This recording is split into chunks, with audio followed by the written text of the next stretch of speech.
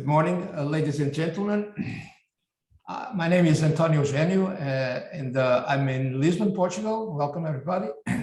I'm an advisor to the director and the researcher at the National Defense Institute, and I will be moderating today's first panel of the international webinar, Challenges for the New Security and Defense Order in the Euro-Atlantic Area. Yesterday, we had a magnificent keynote speech on the strategic environment affecting both sides of the North Atlantic by Professor Jolyon Howarth, and followed by two panels discussing the strategic outlook guiding NATO and EU cooperation and the binding bridge between these liberal multinational organizations defined by a runaway regime and a complex security situation. Speakers reached consensus on the understanding of the strategic landscape and the main challenges that Europe and North America face. Russia, as the most revisionist power of the world order today, is currently conducting two types of warfare simultaneously.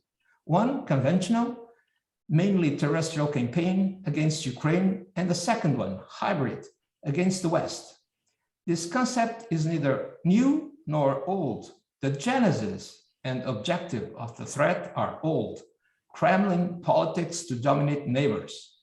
However, new tools and capabilities are being mixed in novel ways. Since 2008, when Olympics coincided with the military aggression to Georgia, that the new way of doing military business was evident. We need to understand, decompose, and deal properly with this Maskirovka 2.0 if we want to achieve the right mix of capabilities to confront Russia, among other dangerous actors on the world stage. That is what we are discussing on this first panel, entitled New Defense Challenges for EU and NATO, with three guest speakers. After a short break, a second panel will deal with the EU-US technological and industrial cooperation before the closing remarks. Just some quick reminders on the administrative side. This session is being recorded, and we presume that we have everyone's consent for that. Each speaker has 15 to 20 minutes for her or his presentation, and the questions and comments from the audience will be received through the chat function. I will read the questions and comments and convey them to the speakers.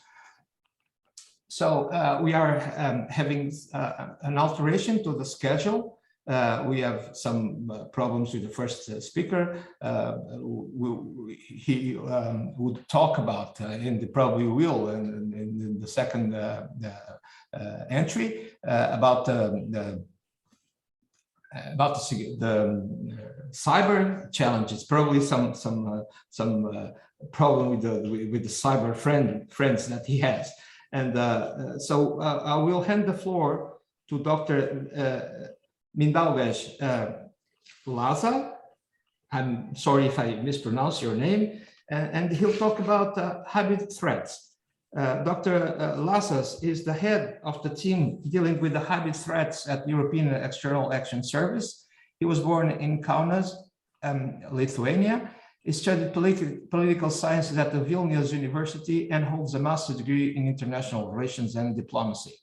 Prior to entering the National Diplomatic Service in 2003, Mindaugas acquired some media background, primarily in the Baltic News Service. As a Lithuanian diplomat, he was posted twice to Germany, Bonn and Berlin, and served in the press office of the Ministry of Foreign Affairs. Since 2015, Mindaugas is engaged in security policy, and in 2019 was posted to Lithuanian permanent representation to the EU in Brussels, where he was covering the EU security and defense agenda and transatlantic relations. At the end of 2021, Mindaugas moved to the EEAS to head the hybrid threat sector at the Security and Defense Policy Division. The unit deals mainly with promoting awareness of hybrid threats, coordinating of responses at the EU level and international cooperation. Mindaugas is fluent in English, German, and Russian, and speaks Spanish and French. You have the floor, Dr. Lazas. Thank you very much, Antonio, and a warm welcome to everyone from Brussels. It's a great pleasure to be in this distinguished panel. I think Director Tea Tillikainen can also be an excellent speaker on hybrid threats, given her position and competence. But I'll try to do my best to share with you some considerations about the challenge of hybrid threats. This panel this morning is about new challenges. And Antonio, you made an excellent introduction saying that hybrid threats are new, but at the same time, not that new challenge. And I fully agree with you on economic pressure, political corruption, or covert intelligence operations have been part of the foreign policy playbook for over decades. There is also an element of political psychology. The perpetrator can always deny this kind of influencing, and the target state can maintain a certain degree of tolerance, hoping that it's not that existential and there's no need to take action that would cost you. So this has always been present in foreign policy and international relations, this kind of influencing. The term hybrid threats as we know it is already 8 years old, counting from the events in Ukraine in 2014. But what makes us think of hybrid threats as a relatively new challenge is the evolution of hybrid tactics, techniques, and procedures over the last years, as well as the context in which these are applied. So let me outline this in 4 points. First point, digitalization, new technologies, and globalization. These trends create new kinds of dependencies which can be exploited by hybrid actors. State-sponsored cyber attacks were unheard of 20 years ago. But now, because of all these developments, hybrid attacks can now be more sophisticated and more destructive. Second, what makes hybrid threats particularly challenging is that they can manifest in a number of domains simultaneously. A sudden increase in an illegal border crossing may be a migration or a humanitarian crisis, but if a state is being struck by a cyber attack, accompanied by a disinformation campaign, when at the same time there is a massive number of migrants being transported to the state border, and in addition to that, there's a sudden drop in pressure on the sea pipeline, which is delivering gas to your country, well, probably you face a hybrid attack. There is no clear-cut definition of the hybrid attack, but at least several attributes can be identified. These are combinations of malign activities in multiple domains. They can be escalated and de-escalated.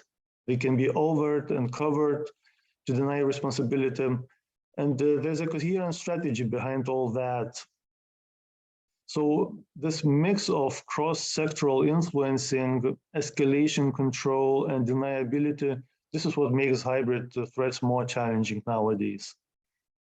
Third, we need to discuss why it is so tempting for malign actors to use hybrid techniques. Above all, because these measures are relatively cost-effective against liberal democracies. It's easier to penetrate open societies, manipulate the plurality of narratives, and provide covert funding to certain political parties. Hybrid influencing can take place in a veiled form in order to complicate attribution. Hybrid attacks can even be not illegal, or it may be very difficult to collect evidence which constrains a lawful response. There is also a fourth point, why we need to take hybrid challenges seriously. Hybrid attacks are launched not just to do harm. There is a whole strategy behind that. It is aimed at distorting public debate, amplifying existing fault lines, undermining trust in institutions, and constraining the decision-making. So all that leads to undermining the integrity and functioning of our democracies, in a way incapacitating them. Unfortunately, this is not the end of the story, as the Ukraine's case sadly demonstrates the weakening of a country through hybrid campaigns may be just a priming phase for an armed aggression that would follow. Or hybrid attacks may go hand in hand with a military assault. Actually, hybrid threats and armed aggression should be considered as part of a single security continuum. So to sum up my arguments why hybrid threats can be discussed as a new challenge is that open, globalized, and digitalized democracies are vulnerable to influencing, in particular when it is covered and below the level of illegal. Hybrid actors are getting more and more assertive as we see it, and more willing to challenge democracies from within. Now, how does all this reflect in the current reality? Well, the Commission President recently in her State of the Union speech said that Russia not only started war against Ukraine, this is also a war on our energy and economy, a war on our values and on our future. It is about autocracy against democracy. I could only add to that over the last years, we've been witnessing a weaponization of everything against us, from vaccines to migration, from energy to food. This is the real challenge that we are facing now. So having discussed the challenge of hybrid threats, I would like to touch upon the response side a bit. Perhaps not everyone is convinced of the need to take action against hybrid threats. There are several arguments that one could hear quite often. First, my country is too far away from the sources of hybrid threats. Or second, we need to preserve the open nature of our societies, and democracy is adaptable and can withstand challenges without government intervention. I would say no one is immune to hybrid influencing. Geography doesn't matter. Hybrid actors seek to identify the most vulnerable or the weakest points in the democratic community and target them. Hybrid tools work well over distance, whether it's cyber attacks, intelligence operations, or targeted investment in strategic assets to gain economic leverage and eventually political one. There is no evidence that democracy can naturally fend off hybrid influencing. It's actually quite to the contrary. A hybrid threat as such is designed to target those supposed self-defense mechanisms of free societies, such as critical debate, rule of law, or competitive elections. Hybrid influencing distorts them, undermines the integrity, and intoxicates them. So without mobilizing response, there is a risk of losing cohesion of the nation. There is a clear need to act and to bolster resilience of all the EU member states. These efforts should be guided by the whole of government and the whole of society approach. Because hybrid threats are so complex and cross-domain, no sector should be overlooked. At the same time, when it comes to protecting democracy, it's the civil society that is the key stakeholder and needs to be engaged. The EU is ready to assist in this task, of course. Countering hybrid threats is primarily a national responsibility, but the EU level, we also can do something. For instance, we facilitate member states' cooperation and sharing of best practice, primarily in the Council, where a dedicated working party has been operating since 2019. The EU also develops policy solutions and regulation. I could name a recent example, which is the directive on the critical entities resilience, It was adopted a couple of months ago. The directive is aimed at reducing vulnerabilities and strengthening physical resilience of entities that provide vital services for our societies. And also they are vital for proper functioning of the internal market. Yesterday in the webinar, we discussed the strategic compass for security and defense. This document also sets a higher level of ambition for countering hybrid threats. Member states agreed to develop an EU toolbox, a new hybrid toolbox, which will bring together all the existing and possible new internal and external instruments that are relevant for countering hybrid threats. This initiative should allow a more targeted and coherent use of the tools we have at our disposal in countering hybrid threats, and to make a better informed decisions based on situational awareness. As part of this hybrid toolbox, member states also agreed to develop a hybrid rapid response teams. These would be comprised of experts from the member states and the EU institutions.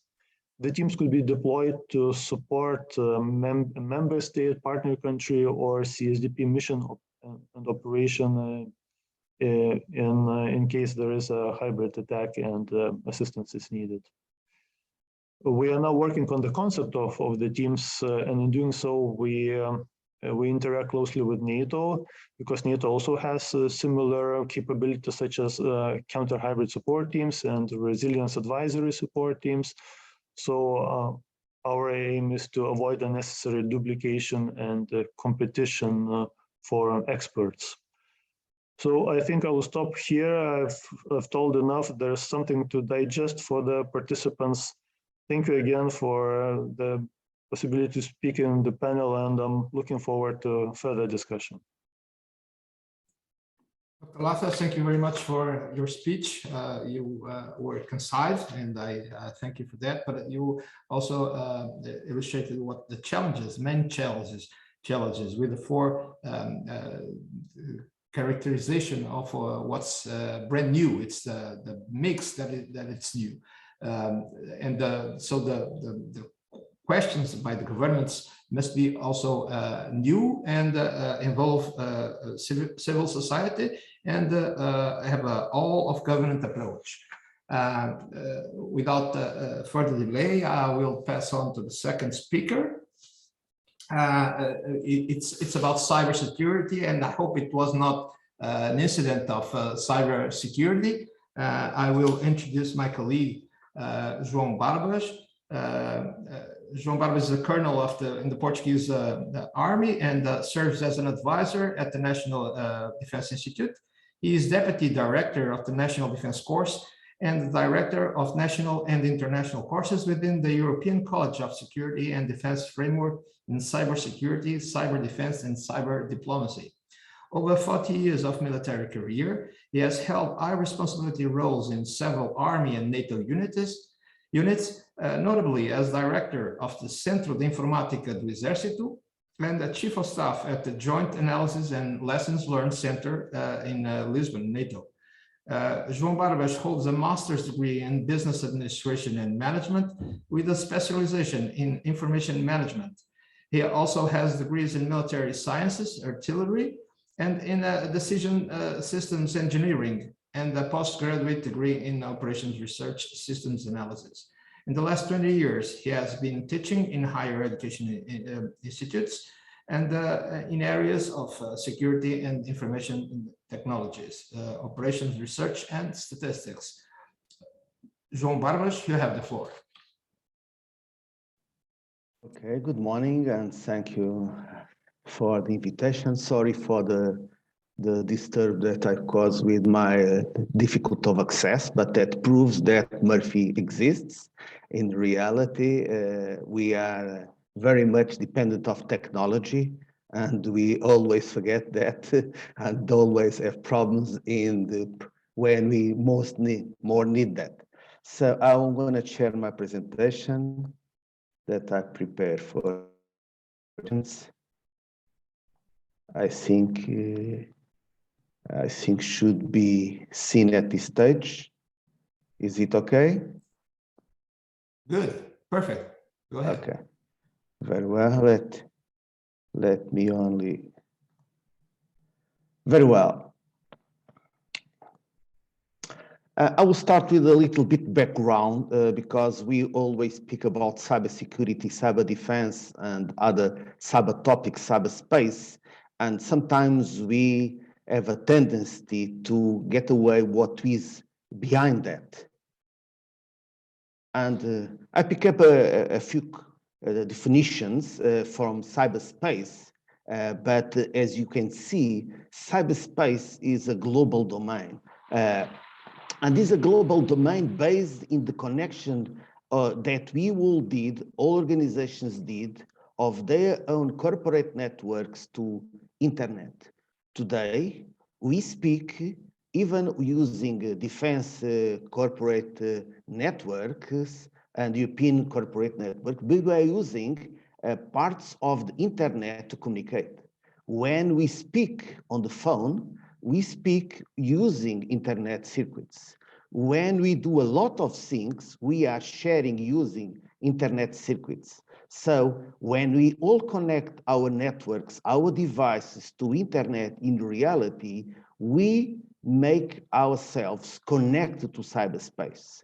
And we have to get remember that because the old days where we had no connection to internet is no longer exists.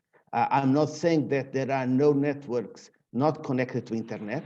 For example, networks that are high-level classifications, like the European Union secret or confidential, or NATO secret or confidential, those networks do not access by default because they are as part of the protocol not to be connected to internet. But nevertheless, they use devices that are usually commercial devices that can have problems in their own nature. Having said that, cyberspace has a lot of advantage and opportunities, but also weaknesses or threats. And we cannot forget that because those weaknesses and those threats are behind a lot of the things we do today.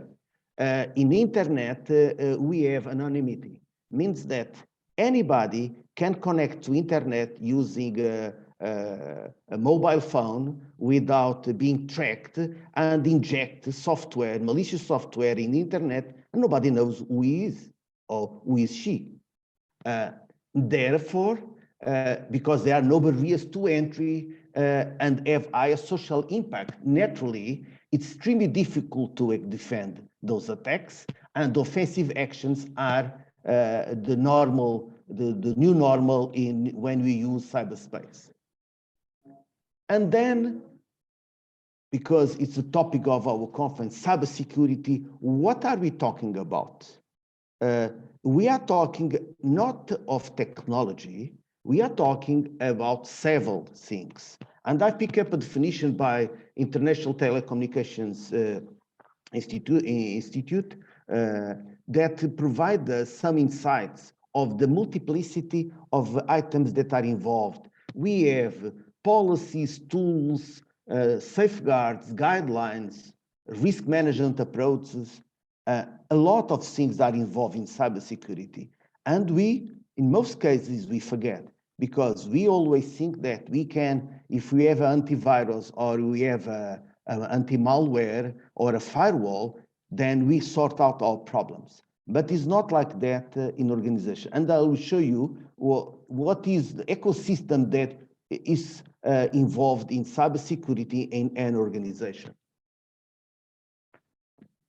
Is that it has a lot of boxes out there, I know, but only to give you a flavor that in any major organization, the organization have to deal with international standards, laws and regulations to comply with. For example, the most well-known is RGPD in Europe. So it means that has an impact in the compliance of organization and in systems And we will know a lot of organizations today, when they have an attack, what is the first message they say? No user information was picked up on the cyber attack. No personal data is involved, because naturally it's to be in accordance with GPD. Means that there are a lot of other standards. For example, if we talk about critical infrastructure, we have rules to be followed by these critical infrastructures. For example, one document that I will speak later on about the Network Information Security Directive, the NIS directive, and the NIS2, the new edition of the NIS2 directive from the European Union. So from all those rules, and naturally take in consideration that in organizations there are business objectives. Sometimes there are conflicting with investments that need to be done to take in consideration security requirements. And naturally cannot forget that we also have security threats that we don't control. So what does organizations with that? In the core, the internal policies, they do their security assessment. They do use or should use risk assessment methodologies as they are proposed by World Economic Forum in their concept of cyber resilience. They say that even today, a lot of organizations do not incorporate cyber security risk assessment on their business risk assessment, and it's their recommendations to include that. Therefore, from that security risk assessment, they will define what measures need to be implemented. And the measures that need to be implemented to assure security or cyber security are those in the central part, are not only technological controls, but also organization, people, and physical controls. And means that is have some degree of complexity, naturally, the biggest company, the biggest complexity, and not only applies, that process do not only applies to private sector, but also to public sector. Naturally, this is general model, can be tailored to each organization. Smaller and mid organizations probably will not have this complexity, but nevertheless, some degree of assessment and definition of controls needs to be done, to be implemented. And certainly then has to be assessed where we are, means that is a continuous process, and then certainly have to provide feedback and provide feedback to the boards and also to auditors, security professionals, and also eventually to regulators. One thing that we all always forget in this domain of cybersecurity is governance. There are, again, emphasis on this governance in the reality. For example, the World Economic Forum, when they mention cyber resilience, one of the topics they mention always is the question of leadership. And leadership is in reality governance, which involves those 5 topics: strategic alignments with business, risk management, again, value delivery, resource management, and performance management. Means that if we don't take in consideration all those domains are involved in the way we do govern cybersecurity, we will have difficulties to implement solutions according with the organizational needs. And the final concept on cyber defense. And in cyber defense, there are no unanimity in terms of definitions, but in reality, most of the definitions agree that the basics is to protect the sovereignty and the C2 of the capacity of the armed forces. Naturally, what is involved in cyber defense? What operations are performed are naturally the basis, what is CIS infrastructures or InfoSec or cybersecurity.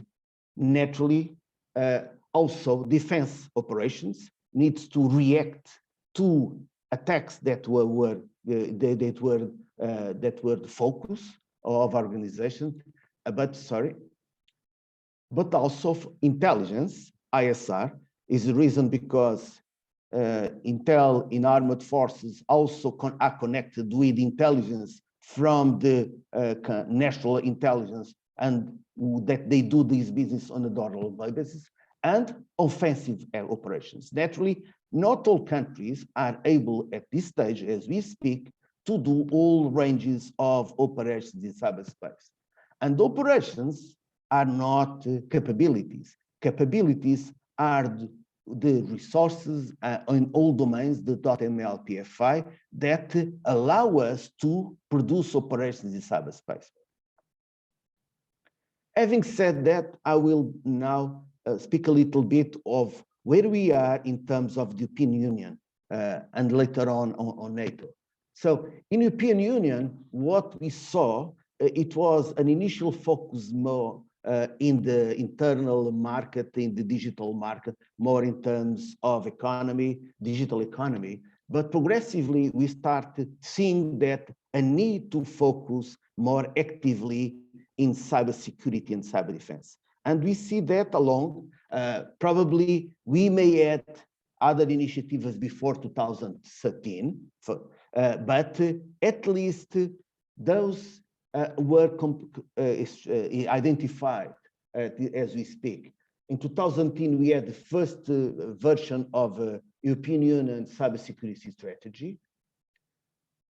Later on, we had also some internal summits where discuss actions to be done in the area of cybersecurity support member states. In 2016, we had the global strategy, but also GDPR that I already mentioned, and later on the NIS directive, the 1.0. In 2017, the cyber diplomacy toolbox, then the European Union Cybersecurity Act. In 2020, the strategy for the digital decade, the cybersecurity strategy for European Union 2.0, and also the joint cyber unit and European Security Competence Center in Romania. And finally, with European Union Strategic Compass and the EU Directive NIS 2.0. And when I mentioned that all those documents directly or indirectly have elements that address cybersecurity and cyber defense. Naturally, as it was expected, most of those documents are at policy level, means that later on, being a national policy in the domain of cybersecurity and cyber defense, each member state and each organization have to do their own role, taking consideration the overarching documents produced by the European Union, also the national guidelines, the laws and regulations, and also the internal policy. Means that in cybersecurity, we follow pretty much the subsidiarity principle, because it would not be possible to do it in another way. As a very simple explanation for that principle in cybersecurity is, I would say it would be the same like in the physical world with police. We cannot have a police in each corner in our streets. It would be impossible. So what we usually do in physical world, when we leave home every day, we close the door and we take keys with us, and we close the windows, and we take other precautionary measures. What we need to do also in virtual world is doing the same at individual level, at collective level, doing our own actions to protect us individually and collectively. And I pick up the statement from the State of the Union from Mrs. Ursula von der Leyen, saying that, and you may read that if everything is connected, then everything can be acted. In reality, what I said in a different words, not so important like in the beginning in my speech, saying that we all connect everything on internet. So if the space is able to be attacked because it's vulnerable, naturally, we can have our systems act. Sometimes may not be act, but they not may function properly. For example, with like my system today, and I had problems accessing the system. Okay, we need to be taking that in consideration. This is the ecosystem from European Union dealing with cybersecurity in several pillars like resilience, law enforcement, cyber defense, and cyber diplomacy. So this is a European Union slide which covers us all domains or almost all domains of interest for European Union or for member states. I will now focus my attention in the cybersecurity strategy for the digital age from 2020, because we'll give us insight where we are and where we want to go. So the document identified 3 pillars: regulatory, investment, and policy, instrument, sorry, and the 3 pillars based on sovereignty, capacity, and a global and open cyberspace. Having said that, several measures, several lines of development are identified and agreed for each of the pillars. And some of them already mentioned, like the NIS directive, for example, but also the concept of develop a network of security operation centers to connect operation centers. The implementation of a toolbox or 5G toolbox, or for example, developed also a number of initiatives to develop the cyber skill workforce.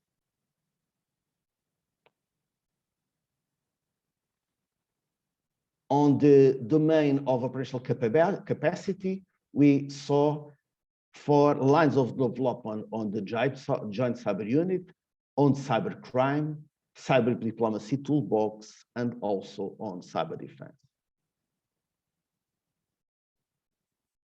And finally, on the 3rd pillar, global and open space, in 3 lines of development and further initiatives to be implemented.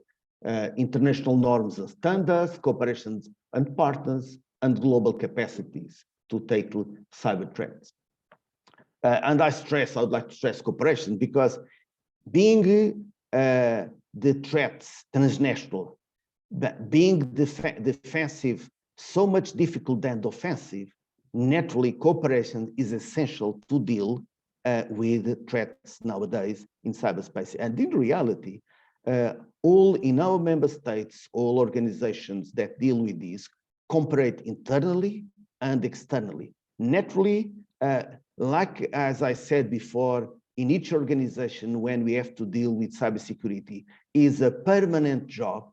I would say that also in this domain of cooperation is a permanent job.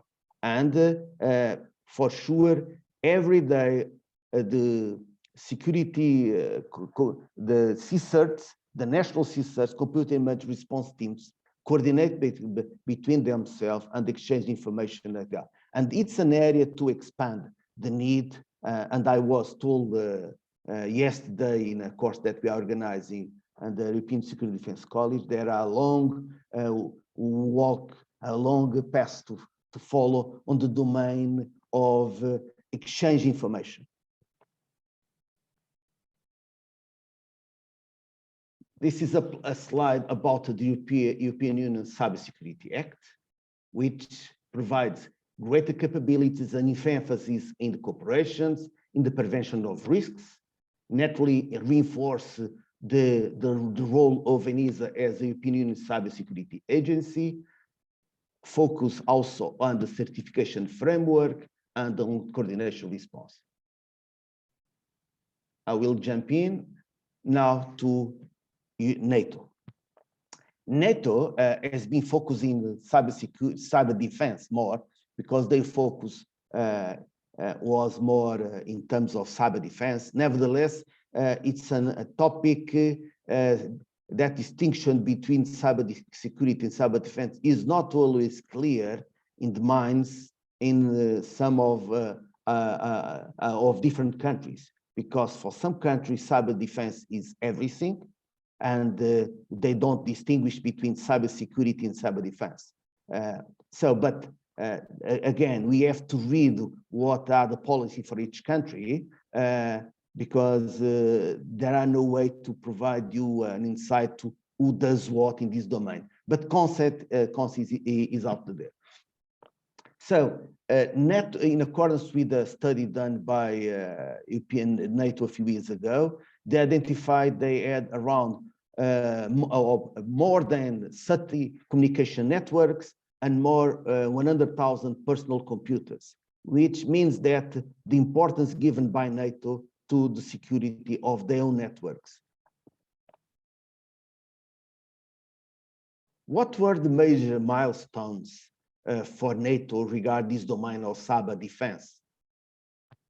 So I have highlighted here the moments where some sort of activity was dealt in on the summits, for example, that dealt with cybersecurity or cyber defense. And the first moment it is recognized in 1999 in Kosovo, because during the campaign in Kosovo, some of the NATO websites were attacked and email servers were attacked. So that was the first moment. And the first moment where the cyber topics were discussed, it was in the Reality in Prague summit. From then, several moments took place and some decisions were made. As I can show here, so the 2002, it was where initially was recognized the importance of cyber attacks for NATO. In 2006, it was when was decided to create the NATO network-enabled capabilities. In 2008, following the attack to Estonia in 2007, the creation of Cooperative Cyber Defense Center of Excellence. In 2014, naturally between those dates, probably we had other initiatives, but I would say not so relevant to provide the insights here. In 2014, NATO recognized international law, including international humanitarian law and United Nations Charter that applies to cyberspace. That has been followed, the doctrine followed by also by European Union in United Nations. United Nations, there are two bodies, the United Nations Group of Governmental Experts and the United Nations Open-End Working Group that discuss those topics. And even some countries that traditionally are a little bit opposed to some rules of international law, they all agreed, like China and Russia, agreed to the application of the international humanitarian law, international law, and the United Nations Charter to cyberspace. Natural question is the differences between theory and practice, but I leave that considerations for you. In 2013, NATO also recognized that cyber defense is part of collective defense task. It was also decided that Article 5 falling aside would be taken on a case by cases. Okay, that does not mean if there are a cyber attack to a member state, a NATO member state, immediately Article 5 would be taken for granted. And also the integration of cyber defense in NATO operations. Later on in 2016, cyberspace was recognized as a domain of operations, and most of armed forces from NATO countries are now dealing with the domain in the normal planning conduct of operations, and following the other initiatives were taken. I noted on the 2021, I was preparing this conference, that recognition that NATO-EU cooperation in this domain also expanded dramatically. It was recognized by 2021.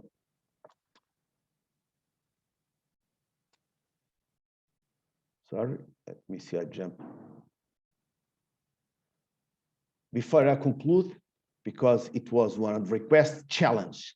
So those were the challenge that also European Union recognized, and I fully concur with them, because our challenge, I would say, that across both organizations, NATO, European Union, our member states. So there are all today a geopolitical context over cyberspace. In reality, for example, there are discussions in the United Nations to produce changes in the domain, for example, internet domain and access. And for example, you know that Russia and China, other countries, have a very different approach of what we have for cyberspace. There are a huge increase in cybercrime, we all know. The security of the supply chain, that it became extremely relevant, as you may remember, from this year for the attack or the SolarWinds attacks, that a company was attacked that was a supplier from Microsoft, and they had naturally effects in Microsoft and their own clients. But some of them you all know, but I would say that we all know that cyber skills are shortage, but there are another topic that are not so well addressed. It is CIS skills and training. Some of the problems that we are having nowadays in our nations to deal with cybersecurity and cyber defense are based in the lack of CIS skills. So to deal with security, we need to have our networks, our systems very well administered, configured, and managed. And that is some that we are having problems as today. And naturally, we need to invest. We need to build capacity. If you remember the slide I showed you a few moments ago with that complexity of relations, naturally, there are capacities that need to be built in order to assure our security. Otherwise, we may build policies, but we will not be able to implement them because we lack the resources to fully implement a defensive posture. And therefore, I will conclude my presentation. I hand over the floor back to the organization. Over to you, Colonel Eugenio. Thank you. Thank you, Colonel Barbas. It was a comprehensive speech, a presentation about technology and our dependency that creates a new world that needs to be explored and defended, and so we can have a safe future on its domain, and we need to learn about it, and we need to adapt to the new challenges. So the next speaker is Dr. Tiilikainen, that brings us the very much interested team of misinformation. If we up until now, we talked about the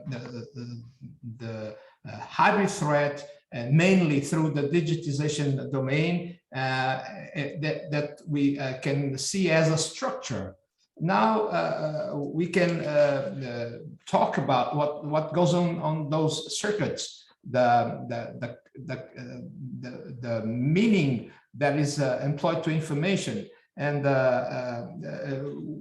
that is conveyed, is spread through a whole galaxy of means, as we have social networks, as we have TVs and so forth. So Dr. Tiilikainen is the director of the European Center of Excellence for Countering Hybrid Threats. Previously, she was the director of the Finnish Institute of International Affairs and has been the director of the Network of European Studies at the University of Helsinki. She has also served as Secretary of State at the Ministry of Foreign Affairs of Finland from 2007 to 2008. She was a member of the European Convention in 2002-2003, and a member of the panel of eminent persons on the European security as a common project led by Ambassador Wolfgang Ischinger in 2015 to 2016.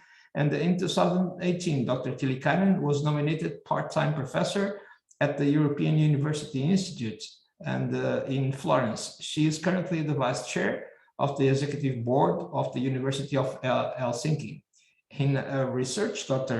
Tillikainen has focused on issues related to European integration, institutional questions, the EU external relations, including common foreign and security policy, and common security and defense policy on the European security policy. And Dr. Tillikainen, you have the floor. Thank you. Thank you. Thank you so much for those kind words of introduction, Mr. Chairperson, and many thanks for this possibility to act as a speaker in this event. I will approach the topic of disinformation in the context of hybrid threats. I tried to make my comments, limit my comments to 15 minutes so that there would be time for some discussion as well. A couple of words about the hybrid threat environment, which already has been well described by the previous speakers. But to put in this information, or as I would call it, the manipulation of the information space into this context, we need to remember that these hybrid threat tools are used in a situation which is which contains a major rivalry, a geopolitical rivalry between great powers, but also, as was pointed out earlier, a rivalry between the authoritarian regime and the authoritarian values and the democratic ones. We could say that there are revisionist powers that would like to replace the current international order that is based on the so-called Western values, democracy, human rights, rule of law, replace an order with something else, with their own values. But also the revisionist powers would like to replace the kind of power structure as they argue of the current order. In our view, from the Western point of view, this power structure is based on equality of sovereign states. We refer to our multilateral structure consisting of different international organizations and institutions which focus on international issues, whereas countries such as Russia and China would like to see an order which they call the multipolar one, which would be more led by great powers and not by multilateral institutions. So it is very much in this rivalry where the authoritarian states are using these hybrid threat instruments, as we call them, unconventional means to project their power by interfering into the domestic realm of our democratic societies and exploiting our vulnerabilities. And it is as we see that our vulnerabilities tend to be linked with the core values of our societies. Open societies, freedom of speech, media freedom, these are our dear values that in this context are exploited against us and then form major security threats for our entire societies. So when we put this information into this context, of course, when the goal of these hybrid threat attacks operations is to meet the target unprepared, and this is what I would like to stress. This is the kind of tactics used that is linked with these hybrid threat instruments when it comes to cyber attacks, when it comes to attacks and disturbances of critical infrastructure, when it comes to election interference, instrumentalized migration, as we saw, using migratory flows as a political and strategic tools against the security and stability of our societies, but using also migrants. These are also instruments that are used because there is no preparedness necessarily on our side to protect our our societies against the use of these kinds of unconventional tools. So when this is the goal, when this is the kind of reason for the use of these hybrid threat tools, the information tool, disinformation, or more broadly, manipulation of an information space serves an important role in this context, because it is used to create ambiguity. It is used to steer attention away from something else. It might be domestic concerns in authoritarian regimes. It would be meant to steer our attention away from something to kind of create the room for other types of hostilities, hostile activities. This information might be used to polarize public opinion in our societies. We can trust in democratic governments. So it is very much the use of the information tool. We could also call it instrumentalized information, serves a multiple purposes as an instrument in the hybrid threat toolbox. So this much I wanted to say about the kind of key role that the information tool plays in the hands of the hybrid threat actors that act in order to change the international power structures to their own benefit, but change also the kind of norms and rules of the international order to their benefit. A couple of words about the character of this information. So we can. This is I think very important to see that when we talk about this information, we tend to have kind of well-targeted information operations in our minds. So something that is here and now is well focused and that has a certain kind of immediate purpose, goal. But I think we must. I would like to make three or in fact 4 distinctions and kind of pay your attention to different categories here.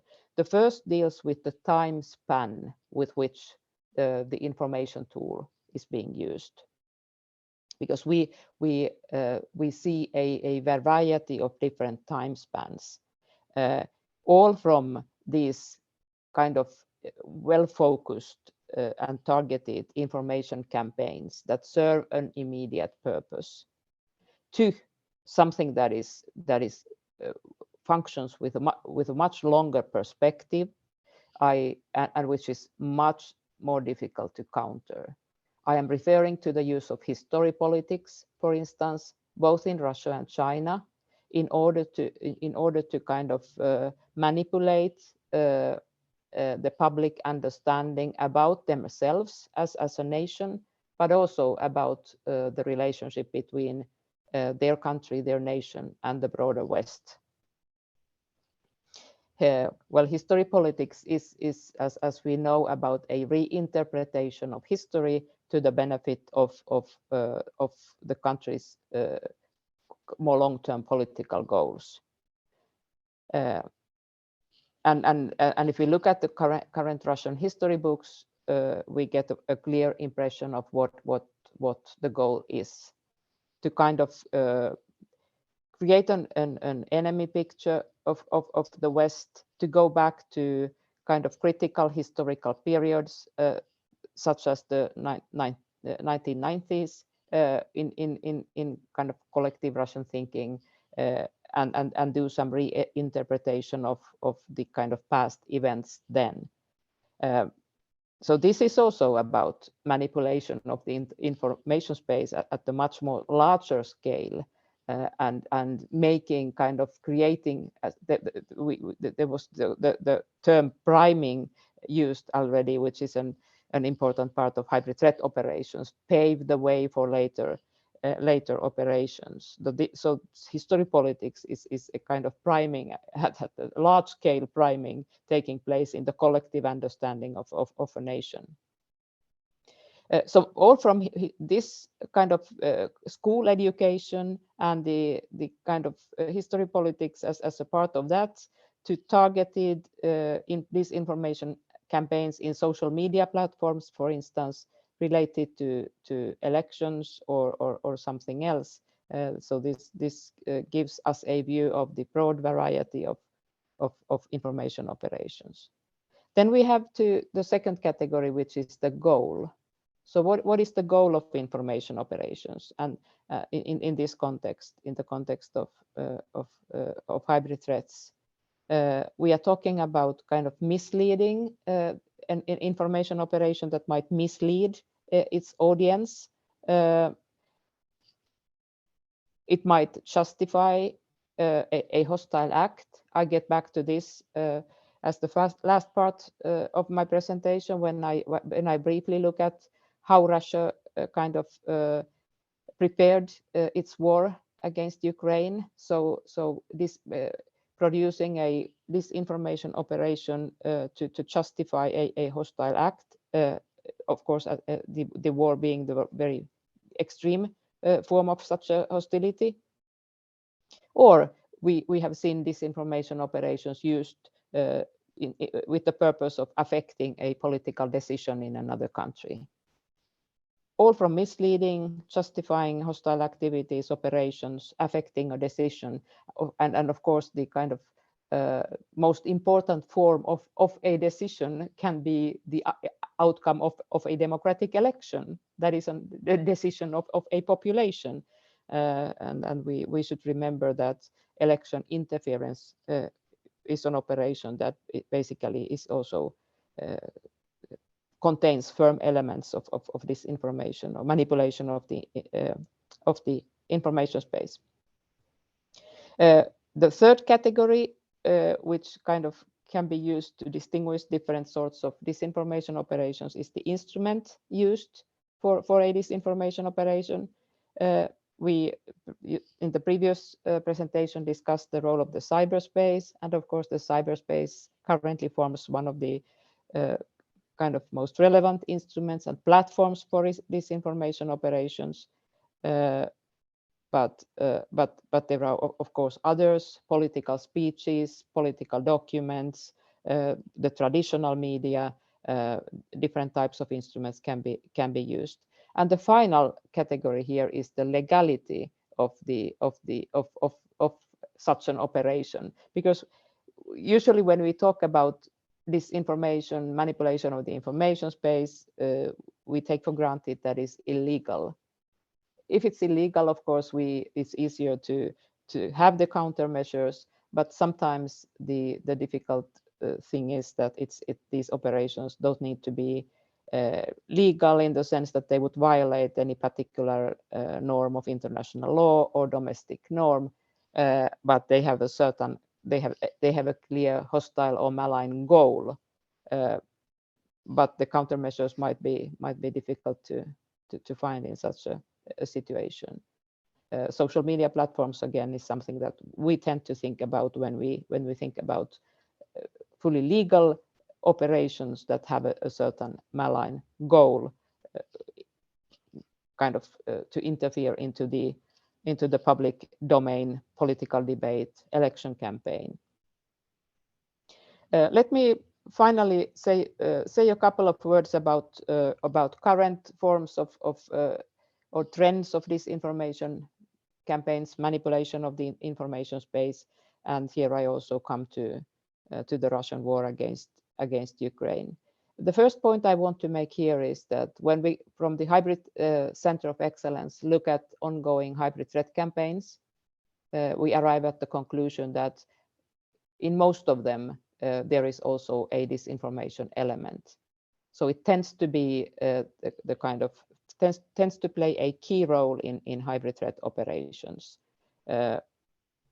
Different sorts of disinformation operations or information operations, or more broadly, manipulation of the information space. It is an essential part of a hybrid threat trend that we call the instrumentalization of invented crises. This seems to have become a kind of standard form of hybrid threats.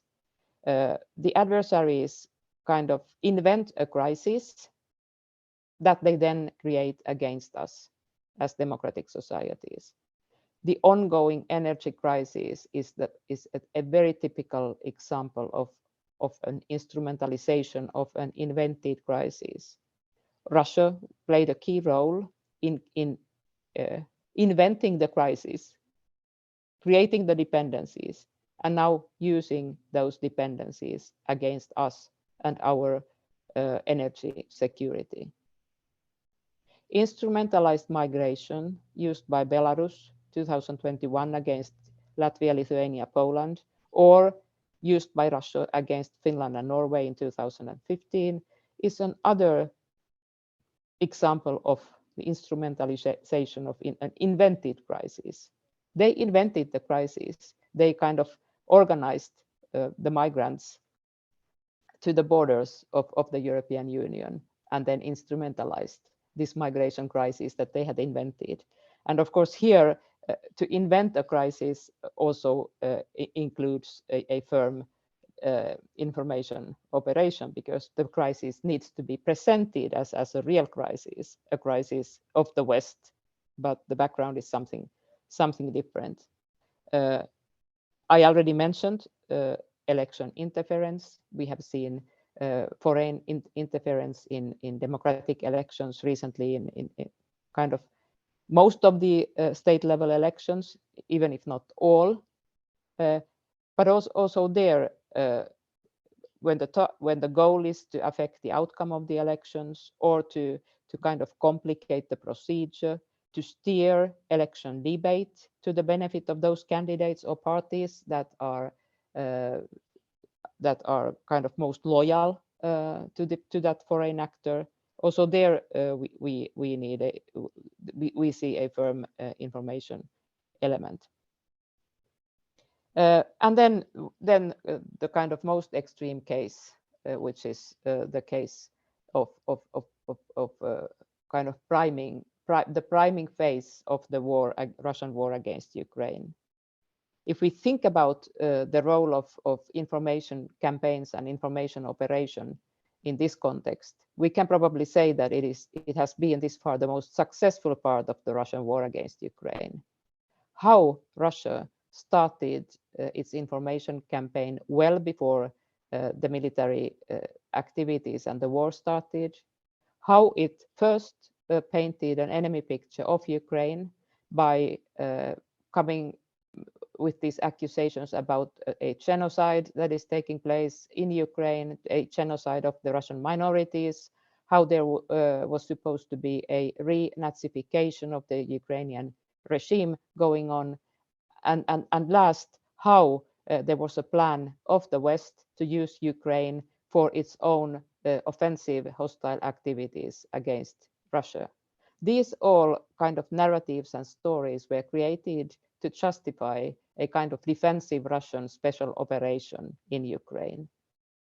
So what happened before the war and in the course of war was a kind of typical large-scale information operation. And if we look at the domestic Russian situation, where a major part of the population still supports the current Kremlin regime and the operation, so the war against Ukraine, on the basis of the information that they have and our understanding of the war that they have been given.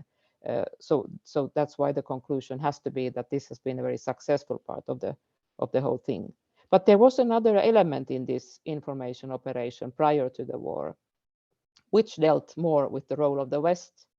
As you remember, at the end of 2021, before the war started, Russia kind of took up the old question about NATO enlargement. It argued that NATO enlargement is meant to be planned to be a kind of offensive hostile activity against Russia. It is targeted against Russia, and Russia wanted to have an agreement on with NATO wanted to agree with NATO that there would not be any further enlargement of NATO. The main thing, of course, in this context is that there was no such thing on NATO's agenda then as enlargements. There were no agreements with Ukraine going on about its accession to NATO, nor with Georgia, nor with Finland and Sweden, which now are in the process of joining NATO. So that refusal of NATO to negotiate with Russia on the enlargement issue was meant to become a kind of an other, and became another justification for the Russian war against Ukraine. And this topic is now being effectively used by China, which in its activities in Africa, for instance, refers and justifies the Russian war exactly as a defensive act that Russia needs to take in a situation where its key interests are threatened by NATO enlargement. So this disinformation, manipulation of the information space is a very efficient tool. It's an elementary part of hybrid threat campaigns. It takes different time spans, different forms, might be legal or illegal. I didn't have much time to talk about the countermeasures. The European Union here is very important. It addresses disinformation with different types of tools, all from the Stratcom task force in External Action Service is doing its work to tackle and address disinformation campaigns. There is a democracy action plan, which is dealing with the kind of possibility to regulate social media platforms and strengthen their responsibility to get them to take more responsibility for the content that is presented on the platforms, and the digital democracy action plan more broader, and Digital Services Act is the one that deals with the kind of regulatory side of the social media platforms. More work needs to be done. We need a lot of cooperation and good best practices, and of course our Center of Excellence is very much working also with the topic of how to counter disinformation of various sorts. Thank you so much for your attention. Dr. Tilikano, thank you very much for your interesting presentation. It's really a fascinating field, especially because we are dealing with content and with the sophistication of the techniques that are used and the means that are used to spread that content. And that can be used as a smokescreen for illegal, illegitimate, and criminal behavior. Thank you very much. It was very interesting. Now I open the floor to the discussion. And I have one question for Dr. Lasas, and that comes from Romania, from Dorin Gal in the Institute for Political Studies of Defense and Military History. And Dorin asks, how would you advise national policymakers to act in order to convince their people about the reality of hybrid threats? Dr. Lasas? Thank you. Indeed, a very good question, very pertinent one.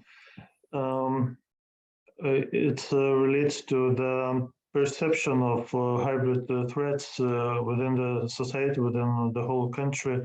And here it is the political leaders that have a special responsibility in conveying to the society what is at stake, what are the challenges to security and to democracy. So yes, indeed, when we are dealing with hybrid threats, which are mostly taking a veiled form, they are covered, they are deniable, it's a special responsibility to those who are working with national security, with the integrity of democracy, to be very clear about what is at stake, what are the challenges, and to inform the society, to inform the public what is being targeted here in our democratic government and what needs to be done. So first, our response to hybrid threats needs to start with the understanding of the challenge, with situational awareness, with informing the public. This is the first step when you want to get the civil society on board, to be them active, to contribute to our efforts and to make it resilient. Now our NATO colleagues and we at the EU, we are starting to discuss societal resilience as an important aspect in dealing with the hybrid threats. Society being a key part of the whole effort of having a more resilient state.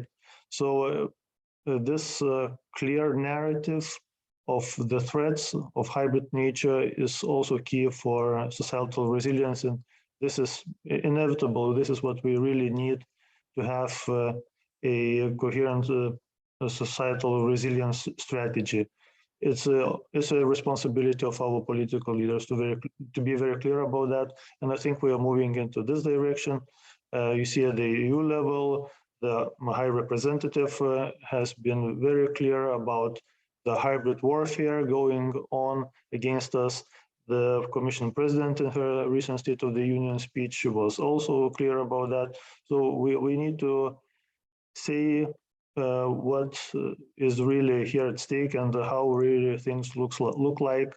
Then we can have support of our society, and we can have really a whole of society approach when everyone is motivated and mobilized to contribute to countering hybrid threats. And this is how we get a more resilient society. Thank you, Dr. Laza. Thank you very much. And all of this starts with awareness, and that's what we are doing now, discussing it, sharing information, and exchanging points of view. Now I have a question to Dr. Tillikainen. From Pedro Constantino. He says that Russian Orthodox Church is one of the most active actors in the defense of a special military operation in Ukraine. Are you aware of hybrid threats or disinformation campaigns by the church? Thank you so much. Yes, we have been following the role of the Orthodox Church in this context, and it is exactly as you say. For some years already, Russian Orthodox Church has been functioning as something that we would call a proxy actor for the Russian government. It is kind of enhancing the justification of the policies and even war of Russia, but it's also acting kind of independently outside Russia to promote the political narrative of Russia. I think that it's, but I was supposed to say that I think that its role has to be made visible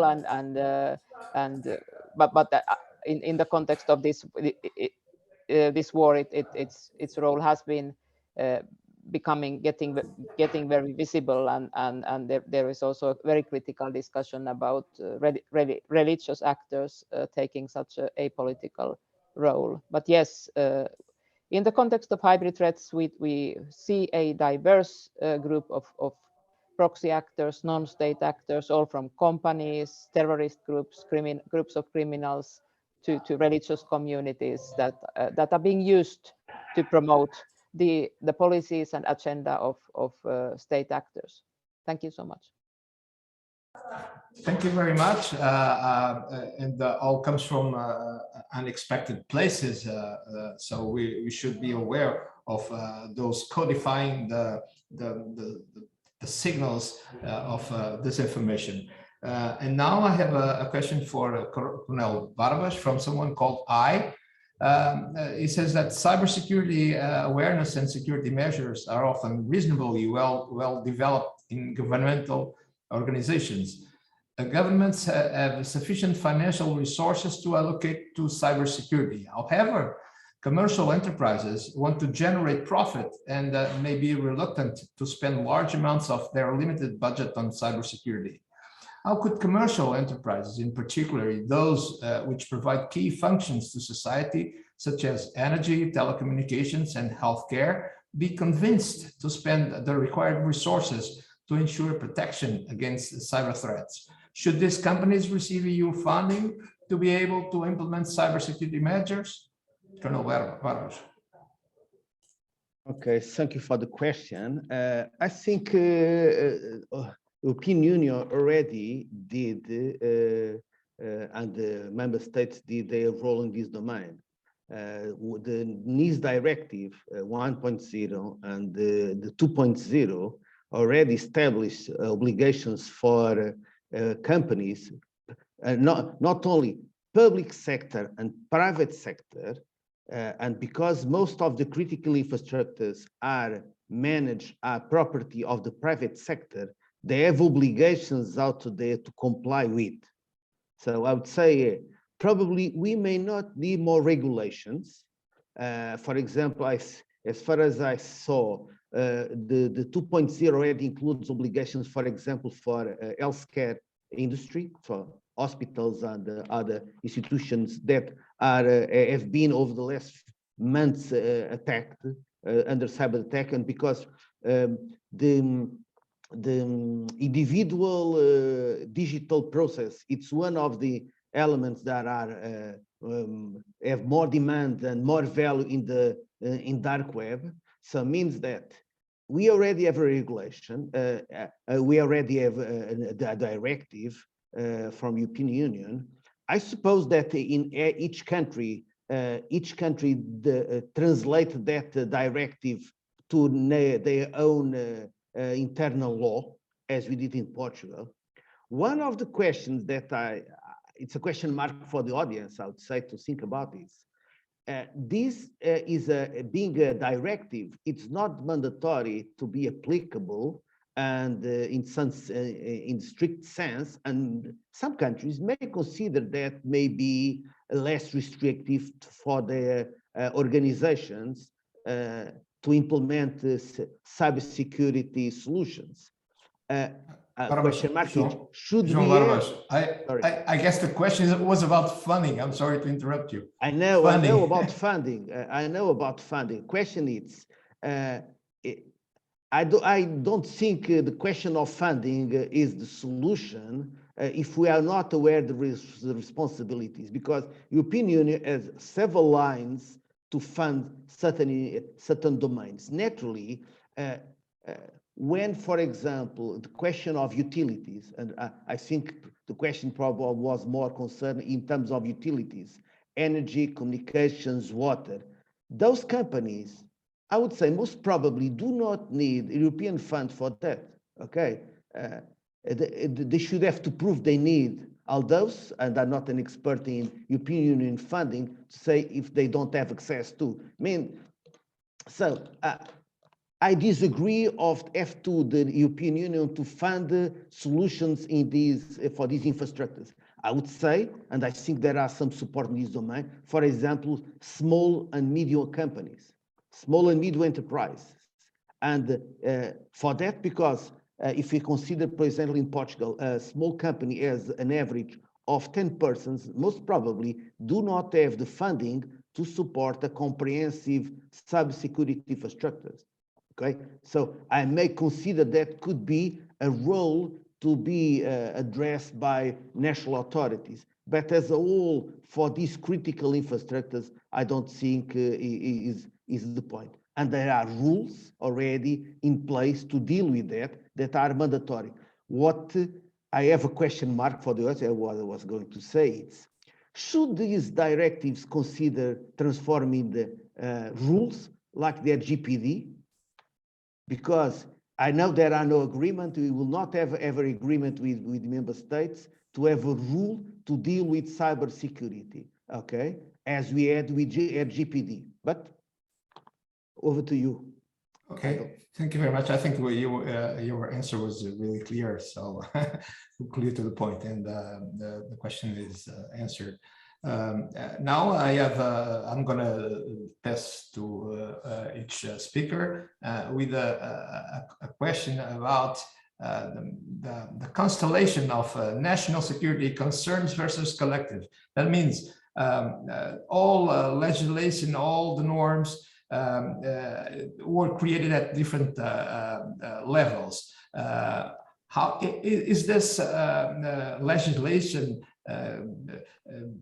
trying to avoid at different levels the threat, but is the European Union toolbox contribute to overcome some of these obstacles that are created by different levels of legislation? Mr. Lasses first. It's not an easy question, but I'll try to address it. When it comes to hybrid threats, yes, there is no, let's say, a pattern how countering those hybrid threats should be organized at the national level. There's no template that could be applied to a member state, and of course, each member state then goes their own way. And some have, and they are developing their own models. What is really key, I would say, at national level is indeed to have a structure, so to institutionalize countering hybrid threat policy, to have structures and to have mechanisms for coordination. This is essential because hybrid threats are so horizontal, so cross-domain. So in order to address this, you need to have all the government institutions, all the government branches on board, and to ensure there's a flow of information, because our response starts with the situational awareness, and to mainstream hybrid considerations in all relevant policy initiatives, which means that people dealing with education, with health, they should be aware of hybrid challenges. How to achieve this is, there is no silver bullet, unfortunately, but what we are aiming at the EU level, how to facilitate in this task, of course, first, the first step is exchange of best practice. This is what we can facilitate at the EU level. And then, yes, some regulation at the EU level is also helpful. I could name a couple of examples. For instance, the FDA screening mechanism, which basically is not that we have a mechanism at the EU level for FDA screening, but it's a set of recommendations, a set of requirements for national institutions, for the member states, how their mechanisms should be set up, and then about exchanging information, informing each other about the cases of FDA screening.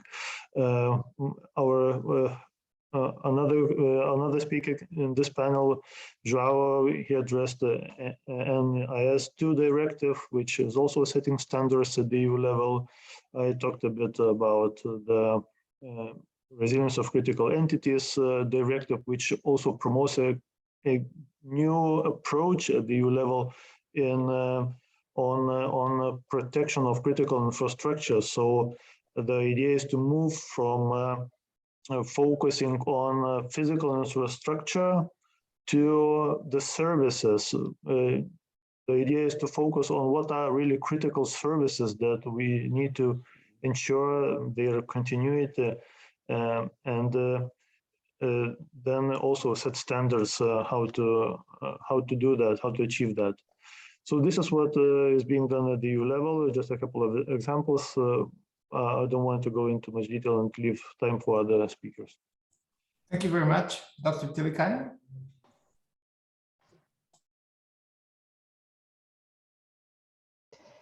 Thank you. I think the question was already well addressed, but perhaps if I want to add something, it is we have to, of course, there is this division of competencies. The European Union can do only what we have the kind of it has the legal base to do, and the rest belongs to the member states. But perhaps the thing that needs to be observed here in the context of hybrid threats is that our weaknesses and the kind of the lowest standards, gaps in legislation at the national level might also be used, exploited by hybrid threat actors against the whole European Union.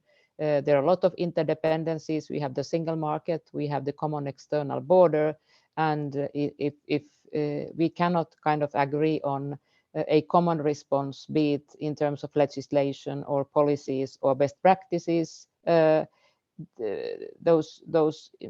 incoherence and dividing lines certainly will be most likely used against us.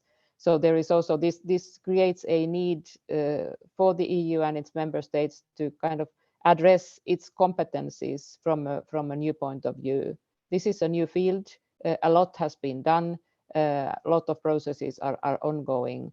But I would still like to kind of get back to the very basic question about the division of competencies and how do we look at it when the world is changing to this direction with a lot of unconventional threat instruments being used against us. Thank you. Thank you very much, Dr. Tillikainen. And now for Colonel Barbos, I remind you that we are approaching our time. I will try to be as short as possible. I'm not an expert in legislation, national or European, but as a citizen, as a practitioner, as a professor on these domains, knowing more or less what the legislation we have at European Union level and the national level, I would say we don't need more legislation. Probably what we need is streamline some of the legislation, like, for example, a good example, it was NIS2 regarding the NIS1 directive, for example, improve it slightly and streamline the legislation. If I was in a company and had to deal the dimension of legislation to address topics on cyber domain would be extremely difficult, okay? Means that as a basic principle in law, keep it simple. Do not put too much that if you are not sure to be able to implement it, and being, I would say, holistic, but keep it simple to implement. That I would say regarding legislation. But there are, the problem I would say is not usually in the legislation, is in the practice and the resources, at least as far as I see in cybersecurity domain. So there are, a part of the European Union national law, we have international standards to deal in many things in the area of cybersecurity, more on cybersecurity. International standards agreed by companies and international organizations. I'm talking about ISO standards that covers huge amount of domains, means that we don't need to reinvent the wheel. We need to use them smartly to address the problems of organizations. But there are two topics that I'd like to address before I conclude. That is, one extremely important for organizations is governance. We can create a whole type of legislation, but in each and every organizations, we don't have governance to deal with those domains. And governance means the 4 pillars that I mentioned is to lead, to orient, to assess, to monitor what is going on. There are a tendency in most organizations that boards and executive and administrations consider themselves not having the knowledge to address the topics of cybersecurity or technology. A decision maker do not need a programmer or expert on cyber. He needs to lead his own organizations in order to pursue the objectives of organizations in accordance with law and with accordance of business objectives. The second topic and final one that I will ask in terms of information sharing, and that is one topic that is important for NATO, for European Union, for NATO, and for member states. We have a gap in this domain because all those domains we are talking about, cybersecurity, cyber defense, cyber resilience requires exchange of information. And we will train to consume information produced by others, but not so keen to share information with others. And for that purpose, and we already mentioned that today, we need to develop trust relations between organizations and people. Trust is essential to share, and then SIMS will go on. Over to you. Thank you. Thank you, Colonel Barbas.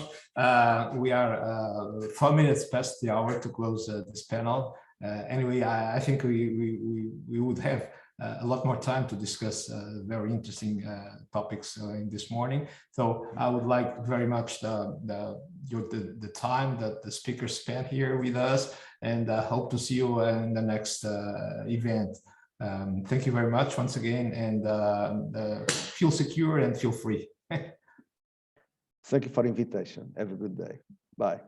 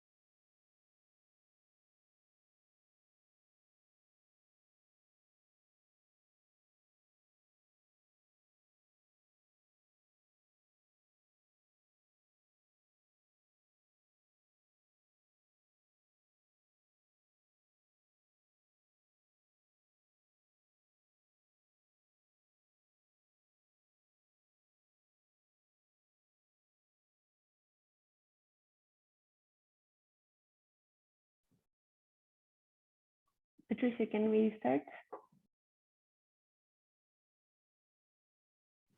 Hello, good morning, Agatha. Good morning. See you. Can you hear me well? Yes, indeed. Yes. Okay, I will turn off the mic shortly.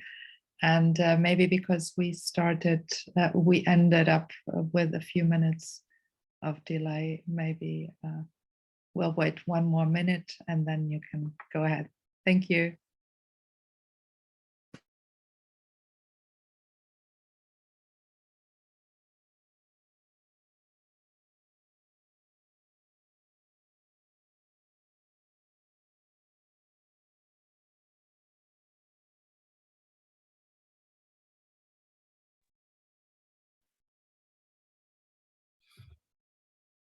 Just try to change the light.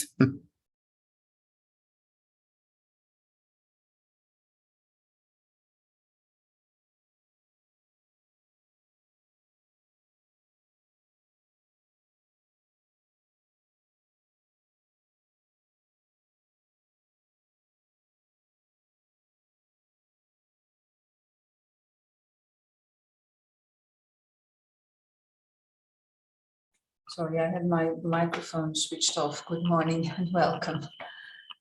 Thank you for joining us this morning.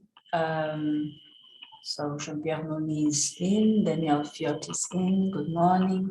Hello, good morning, Jean-Pierre. Hello, Isabelle. Yes, Keith is here, Hi, and Agatha. Souza as well. So Good morning. good Hello, morning. Daniel. We will start very shortly. We were 4 minutes delayed with a previous panel, so it is a good sign. It means that there were lots of interest in the topic, and I'm quite sure this will be the case with this one. So I believe we can start. We are 3 minutes delayed, but we can start. Thank you. Okay, so I hope you've all been waiting for this panel session. Welcome to the fourth and the last, but certainly not least, panel of the National Defense Institute's International Webinar. This panel, titled EU-US Technological and Industrial Cooperation, will, as the title suggests, touch upon the state of play in what concerns the EU and the US's technological and industrial cooperation. It aims at discussing its developments and setbacks, as well as upcoming challenges. Now, this is a very interesting topic and very timely, as many things have changed in the past 2 years, and many things could change in the next 2 years, in 2 years. So with the upcoming presidential elections in the US and with the growing focus of the European Union on its strategic autonomy. So as part of this introduction, I find it necessary to highlight that the EU and the US combined make up more than 40% of global GDP. And so what we do together matters.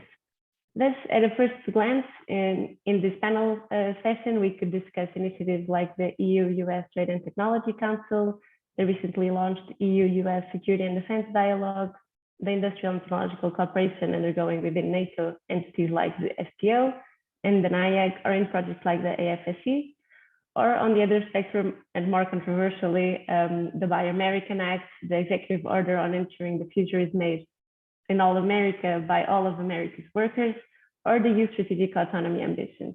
But that is all for me in terms of introducing the topic. I will now proceed to introducing our distinguished panelists. So to begin with, I will start with Jean-Pierre Morny, who is the Deputy Director at the French Institute for International and Strategic Affairs.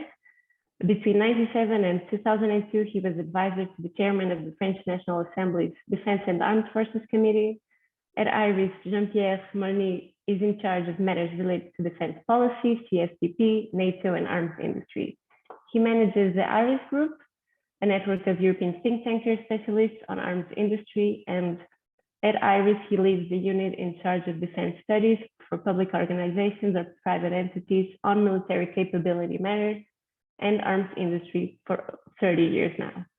So the topics of arms industry studies cover defense industrial policies in EU member states, European initiatives, and European regulation regarding EDTID, and European defense capabilities, arms export regulations, arms export policies. So for sure, your introduction will be very comprehensive and interesting, and I'll pass it over to you. Jean-Pierre Morny. Thank you, Agatha, and thank you, first of all, for the invitation to this webinar on challenge for the new security and defense order. I think it's an excellent initiative that comes at a time when the transatlantic community is challenged by Russia's aggression against a country on the European continent, Ukraine, with a violation of the territorial integrity of a sovereign country, the negation of any European security architecture based on peace, and above all, having already caused the death of thousands of civilians. This is an unacceptable situation, and we must do everything possible to restore Ukraine to its internationally recognized borders. Of course, this conflict challenges NATO, the military alliance established in 1949 that underlines the transatlantic links in the field of security, and the European Union, which has seen European countries successively set up a free trade area, then a single market, and then a political union, an organization in which the member states are in the process of integrating their policies, including their foreign and defense policies, and now their defense industrial policy. Both organizations have decided prior to the outbreak of the conflict in Ukraine the review of their strategic documents. The strategic compass adopted by the EU member states in March 2022 and the new NATO strategic concept adopted at the Madrid summit in June are, of course, influenced by the new strategic landscape created by Russia's aggression against Ukraine. This situation requires increased coordination between the European Union and NATO. There is no doubt about this objective. In the field of defense-related technology, both organizations have taken initiative, the creation of a Defense Innovation Fund and a Defense Innovation Accelerator for the North Atlantic, or DIANA for NATO, and for its part, the European Union is going to create a Defense Innovation Hub to be hosted by European Defense Agency. So there are more and more initiatives to promote defense innovation, whether at NATO or EU level. This is a good thing. This inevitably raises the question of transatlantic cooperation and more specifically, cooperation with the United States in the field of armaments, defense technologies, and dual-use technology. I would like to now to shed some very practical light on this transatlantic cooperation. Indeed, from a political point of view, everyone in US and in Europe want to cooperate in the field of armaments, defense, and sensitive or critical dual technology in a transatlantic framework. This cooperation can take place between the EU and NATO. It can take place also in a multilateral framework between several European countries and the United States, and in a bilateral or minilateral framework with the United States, with one or several European countries. However, it must be recognized that in this domain of cooperation, political will is one thing, but the interest of the stakeholders involved in this cooperation is another thing. Is the political factor was the only factor to take in account, for example, in the Franco-German cooperation on FCAS and MGCS programs, this cooperation would be more advanced than they are today. So there are also other practical questions to take in account. In this domain, there are factors that must be qualified as objectives one, that we must take in account when we wish to launch armament cooperation. And this is true both in the European framework or in the transatlantic framework. These factors are the following one. The first factor is the involvement of private companies in the defense cooperation. Defense companies are generally involved at each stage of a cooperative program. Research and technology, and after development, and also after production. These companies are often private ones. They therefore have financial profitability requirements coming from their shareholders, and cooperation must therefore result in a gain for the companies involved in the cooperation. The value of cooperation could be the acquisition of technological skills and access to other defense markets. But on the other hand, these companies don't want to support the creation of new competitors. And therefore, for example, they ask to protect the skills competencies they hold before the cooperation. So the financial and industrial strategy of the companies involved in a cooperation can undermine a project of cooperation if companies consider that the risk of loss is higher than the potential gain in the cooperation. The solution to this dilemma could be industrial consolidation, as in this case, the interest of the companies will become the same.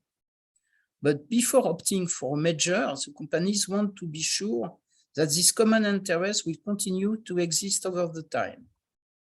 And the answer to this question can only be given by the countries where they located their headquarters, as they are the main customers of these companies. If the countries want to continue to cooperate in the field of armaments, it reinforces the company resulting of the merger. But if it is not the case, it weakens the companies, with even the risk of splitting and deconsolidation. Second factor, the strategic or non-strategic character of the DTIB of the cooperating country. If the DTIB of the cooperating country is strategic, the public authorities want to be sure that the cooperation reinforces the companies of its countries in terms of technological skills, in terms of reaching new export markets, and taking in account also that the sharing of development costs in a cooperative program create savings for these countries. If we take, for example, the case of the F-35, which is a model of cooperation under American leadership, the representative of the company BAE Systems complained a few years ago during an hearings at the Defense Committee of the House of Commons that the technological benefit of the cooperation with US was too limited. And this explained, for one part, certainly the necessity more than 10 years later to launch the Tempest program in the UK. If the TTIB of the country involved in the cooperation is not strategic in nature, the perspective to have access to an up-to-date capability as well as a benefit in terms of jobs linked to the cooperation could be the only condition required to accept to be involved in the cooperation. We have also to take in account that these countries want more and more, and the benefit will be the increasing level of skills of their local supply chain. It is, for example, one of the conditions today to have access to the grants of the European Defence Fund when the companies submit a project.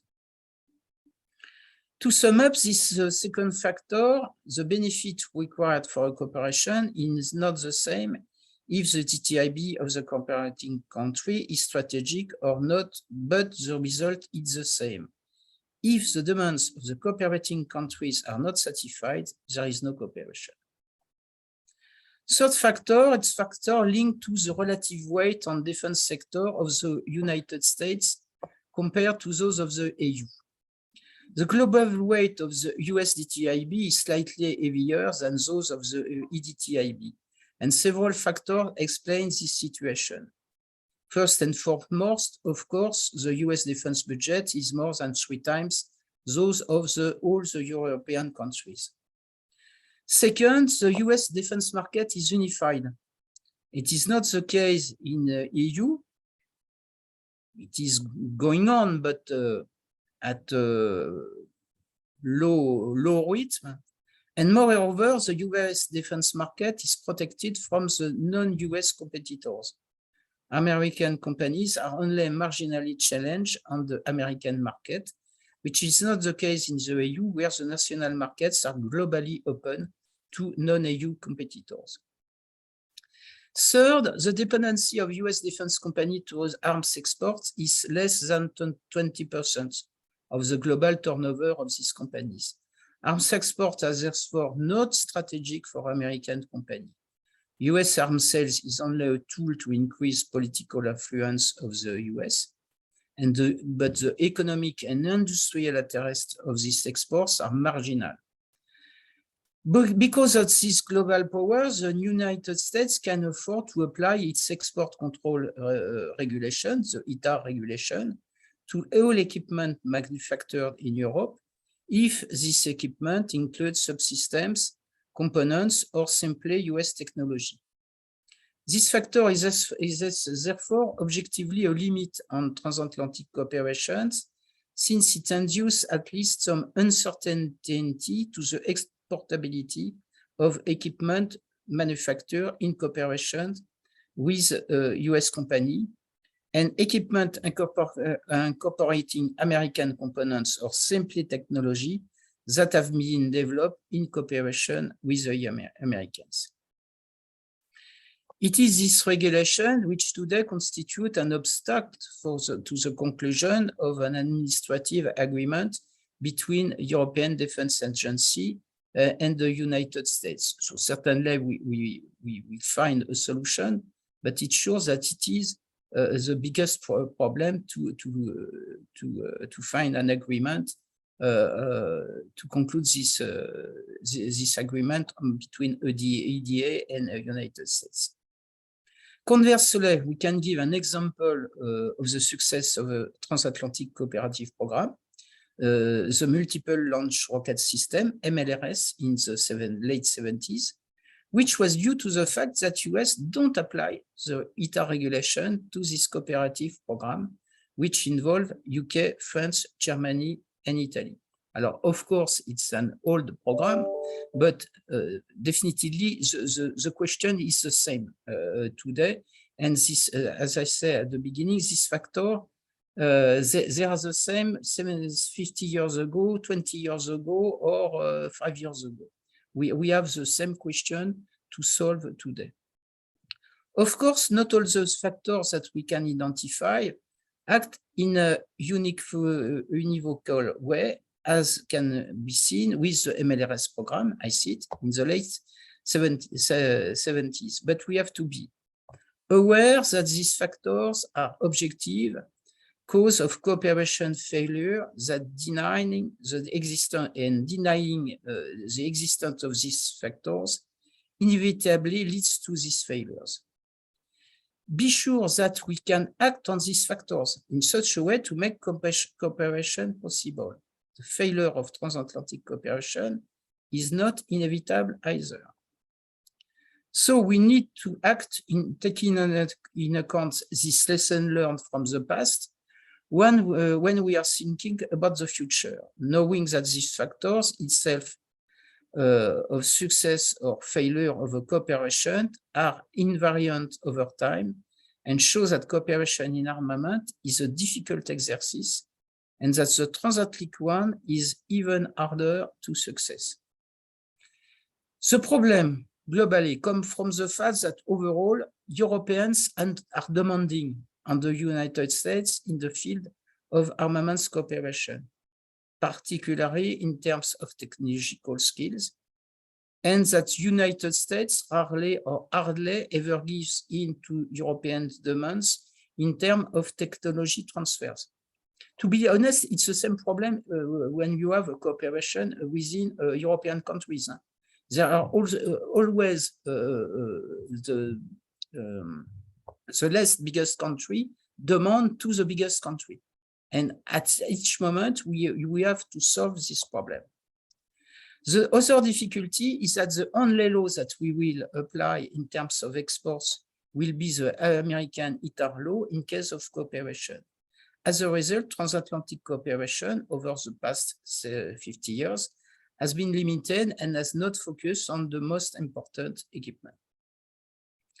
Ultimately, improving transatlantic cooperation requires an in-depth dialogue between the two sides of the Atlantic.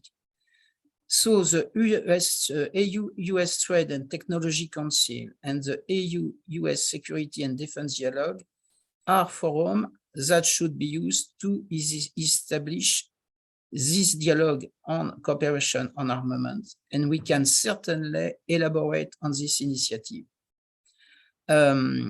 Perhaps you don't know, but a similar initiative was taken by the US State Department at the end of the 90s with Madeleine Albright, but unfortunately, it did not lead to concrete results because of the change of the political line in the United States when George Bush came to power in 2001.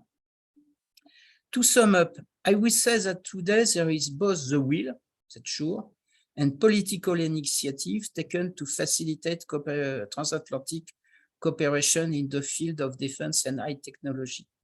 But if the political bases are there to build a new transatlantic relationship in the field of armament and defense technological cooperation, it remains necessary to find concrete solutions taking in account these objective factors I cite, sustaining this cooperation so that these initiatives are successful. Thank you. Thank you very much, Jean-Pierre. I think it was a very good introduction to the topic we have here today, and especially ending on this positive note, I believe, and a good transition to our next speaker from the Commission, as you mentioned, the EU-US Trade and Technology Council. So I will introduce now Nuno Souza. So Nuno is a policy coordinator at the Director General for Trade of the European Commission. Since September 2021, he has been a member of the unit dealing with bilateral relations with the US and Canada. Nuno Souza has held different positions in DG Trade, notably in the Chief Economist and Trade Analysis Unit, and in the unit dealing with the negotiations and implementation of the trade and sustainable development chapters of EU trade agreements. Before joining DG Trade, Nuno Souza worked as the Director General for Economic and Financial Affairs of the European Commission. In 2002, he received his PhD in economics from the School of Economics of the University of Nottingham in the United Kingdom. So over to you, Nuno. The floor is yours. Good morning, Agatha. Good morning, to all the participants. Thank you very much for. I would like to start just to thank you for the invitation. This is a very interesting event. I'm just sorry that I could not attend the other sessions. But also, I'd like to say that I come from a different world, let's say. I'm not a specialist on defense and security matters at all. I'm an economist and I've been working on trade policy. So if you allow me, I will shift a little bit the focus to that part of, to that reality for a little while. But I think in any case, it will be interesting in this context. So before I start, I'd just like to also to remind ourselves of something that is kind of obvious, but the US is really the EU's main, most important economic partner. We had ups and downs, a difficult relationship, a complex relationship. We had ups and downs, but fundamentally we are aligned. We are very intertwined in economic terms, financial terms. And we are also strategically aligned. So we also share an important commitment to freedom, to human rights, to the promotion of democracy and rule of law. And this really binds us in a very special way. In terms of economic relationship, and I say economic relationship because it goes really well beyond trade and investment. It touches on many different things: data flows, research cooperation, people's movement. But in terms of the economic relationship, as I said, this is really, I would say, the deepest, the largest, and the most complex one at a global scale. So this is really, and it's also important in terms of if we think of something that people care about, jobs. And so this is really an important engine for jobs, both in the EU and US. So this is about politics, this is about economics, and this is about our citizens' everyday life. And what we think also is that this partnership is an important strength, is an asset in today's world, and it's something that we would really want to make good use of. And to that effect, as I said, it's not always been easy. There's been, as you are well aware, that there's been difficult times. But since the Biden administration came up, we really made an effort to put the transatlantic partnership in a more constructive path, based on a positive and forward-looking agenda. So the first step to do this was to really address some of the trade irritants that we had on the table. So we really made an effort to ground the Airbus-Boeing dispute that had been ongoing for many years, and this allowed us to lift tariffs on billions of euros. We also made steps to address the tensions over taxation of digital economy. We addressed also the issue of the tariffs on steel and aluminum. That was very important for us, and it was something that was creating a lot of problems in the bilateral relationship. But also another thing that we've done, which I think is really important in terms of setting the path towards something that is more forward-looking and more positive, is to create the EU and US Trade and Technology Council, what we call the TTC. This came up in the summit of June 2021, and really the aim is to cooperate to address the challenges of the 21st century. And these are challenges that are in the interplay between trade and technology. So the idea was that really if we look at the world around us, if we look at what's at the geopolitical environment that is challenging in many ways the international governance structures, if we look at the accelerating technological change, the need to deliver on the digital and the green transition, all these are shared challenges for the EU and US. And there was really the realization that only by cooperating, we could focus not only on addressing and overcoming the challenges, but also in focusing on the opportunities that this could represent. So this was really the aim of the TTC, is to create a platform for cooperation and to try to have similar approaches, or at least coordinated and consistent approaches to deal with these issues. So in terms of the TTC in practice, how does it work? So in terms of, so the TTC is a platform. It's a platform that is very vast, that touches on many different issues.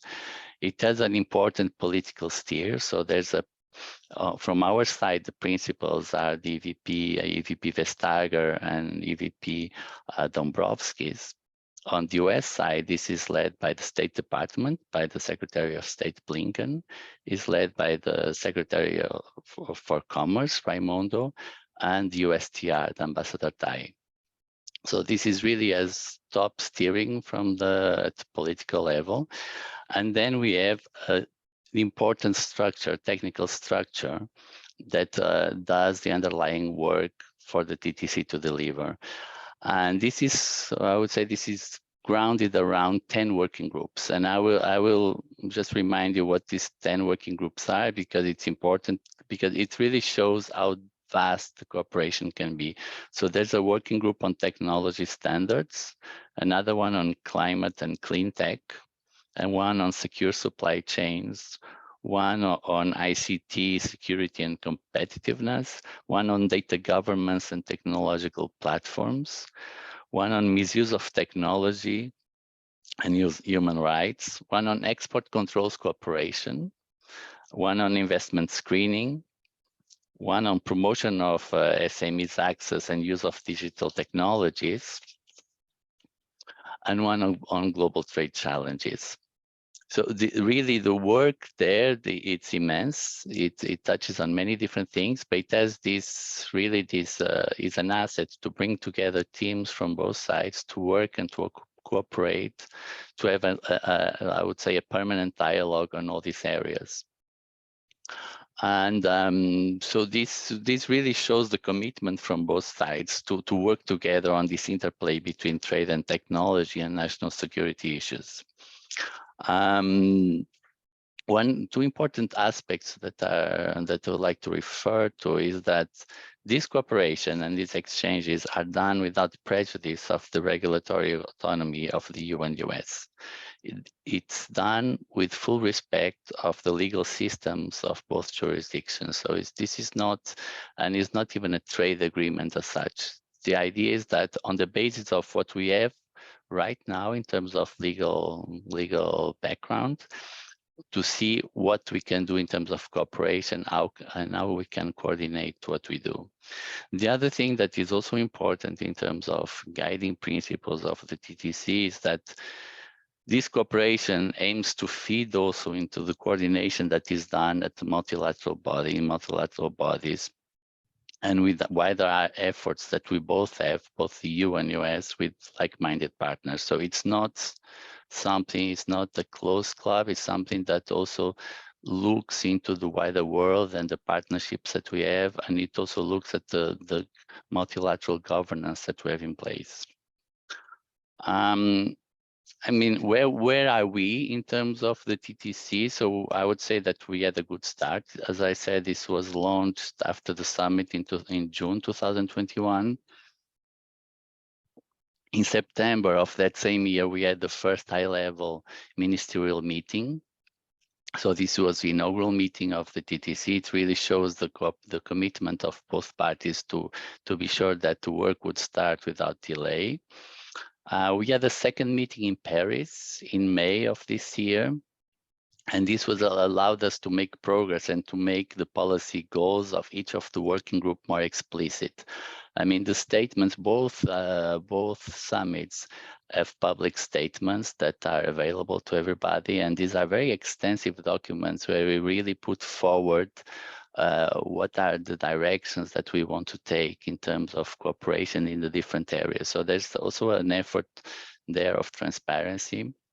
There's also an effort of reaching out to stakeholders. We've been promoting on both sides of the Atlantic outreach activities to stakeholders to make sure that what we do is really in line of the expectations of the stakeholders and it's done in full transparency.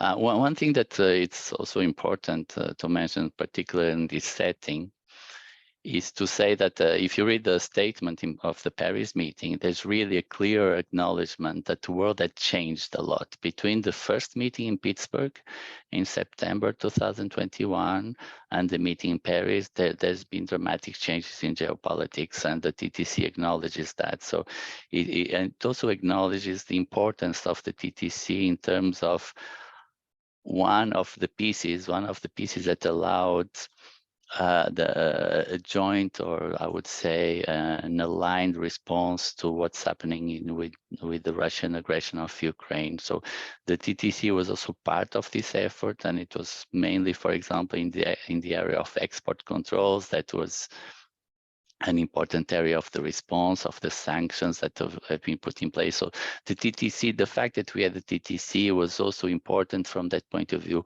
We had a platform for discussion, and that discussion became critical and became urgent given the geopolitical events that were unfolding.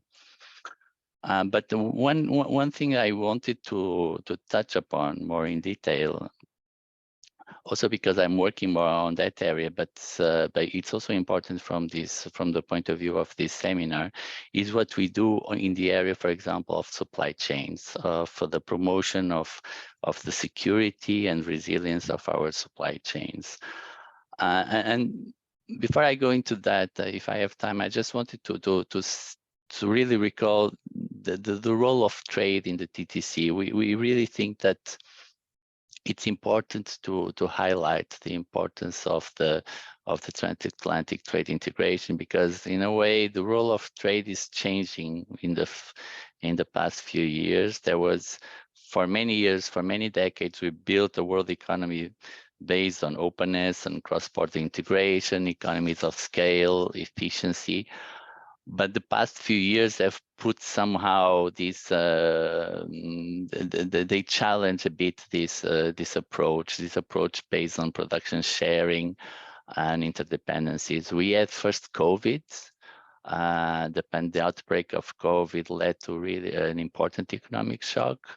It really disrupted supply chains along the way in ways that we were not expecting. It also challenged even more issues like certainty in terms of access to some inputs. So this reliance on the international trading community for key inputs was really challenged during this the disruption that followed the COVID crisis. We were barely out of the crisis. We had another big, important, I would say, a very important event that again disrupted the global economy, the sanctions against Russia following the aggression of Ukraine. All that disrupts even more. Now I would say the focus is more on the energy side of things. But again, this really challenged this idea of a global economy. But we think that it's important to ascertain the importance of global trade. Despite these challenges, despite this challenge to the economic system, we think that it's important to look at the value chains and to see how we can promote resilience. Bearing in mind that these days efficiency is as important as resilience. Many people say now that today just in case is as important as just in time was some years ago. So this is this is a strategic challenge for the EU and US. We are open economies, but we are aware of the need to give some security to our economic systems. And this is also part of the work that we do on the supply chains working group. This really looks into the security of supply chains. And there we decided from the start to focus on some particular industries. There's many issues that we could, there would be many candidates for cooperation, but we are really looking to issues related to clean energy, to solar, and to critical materials. We had a lot of emphasis on permanent magnets. These are two industries that are particularly important for the digital and for the green transition. So these are strategic from that point of view. The other industry that we've been focusing on a lot, and that also has, I would say, implications for the security part of things, is semiconductors. Semiconductors was another industry that is becoming now, I would say, central part of the nervous system of the economy, if you want. Semiconductors are used everywhere. They have many applications, including on the defense side. And it was important also to look at this industry together with the EU to see what could be done to rebalance this industry to ensure that we have secure supplies of these important inputs. So overall, what this is about is really about discussing with US and identifying what are the vulnerabilities and what we could do to mitigate them. And one of the vulnerabilities that we identify is actually this overdependence, for example, on a few suppliers, be it countries, be it firms. So this is something that that is a concern, and this is something that the challenges of the past few years made even more pressing and more clear. So this is part of what we want to do. Obviously, a lot of the work to increase the resilience starts at home. We both have a lot of homework to do on each side. If we focus on the EU, this has a lot to do with the internal market, to make sure that the internal market works, that is innovation friendly, that we invest in research and development, to invest in having the right skills, that we have the right framework for the green and digital transition. But really, there's also a lot of space for dialogue and cooperation to make sure that what we do on both sides is consistent, that we don't undermine each other, because we face the same challenges, and if we work together, we can go further than if each side of the Atlantic goes its own way. So just to, I think I was finished there, just to say that for the EU, assertiveness, thinking about our strategic issues goes hand in hand with openness and with cooperation. And we don't think there's a dichotomy there. We can do both, and we should do both. And when we cooperate with others, we're really mindful of being consistent with international trade rules, with the multilateral governance system, because at the end of the day, we depend on the global economy, we depend on the wider global community, and we depend on rules and good governance institutions. So, but I think I will stop there. Thank you. Thank you very much, Nuno. I think it was a good transition from a more overview, big capabilities, defense and military, to a more perhaps down to earth, with the supply chains and the resilience, and also a way forward to the EU-US cooperation. So now let's see what Daniel has to say. I will start by introducing Daniel Fiat is head of the Defense and Statecraft Program at the Center for Security, Diplomacy and Strategy of the Brussels School of Governance.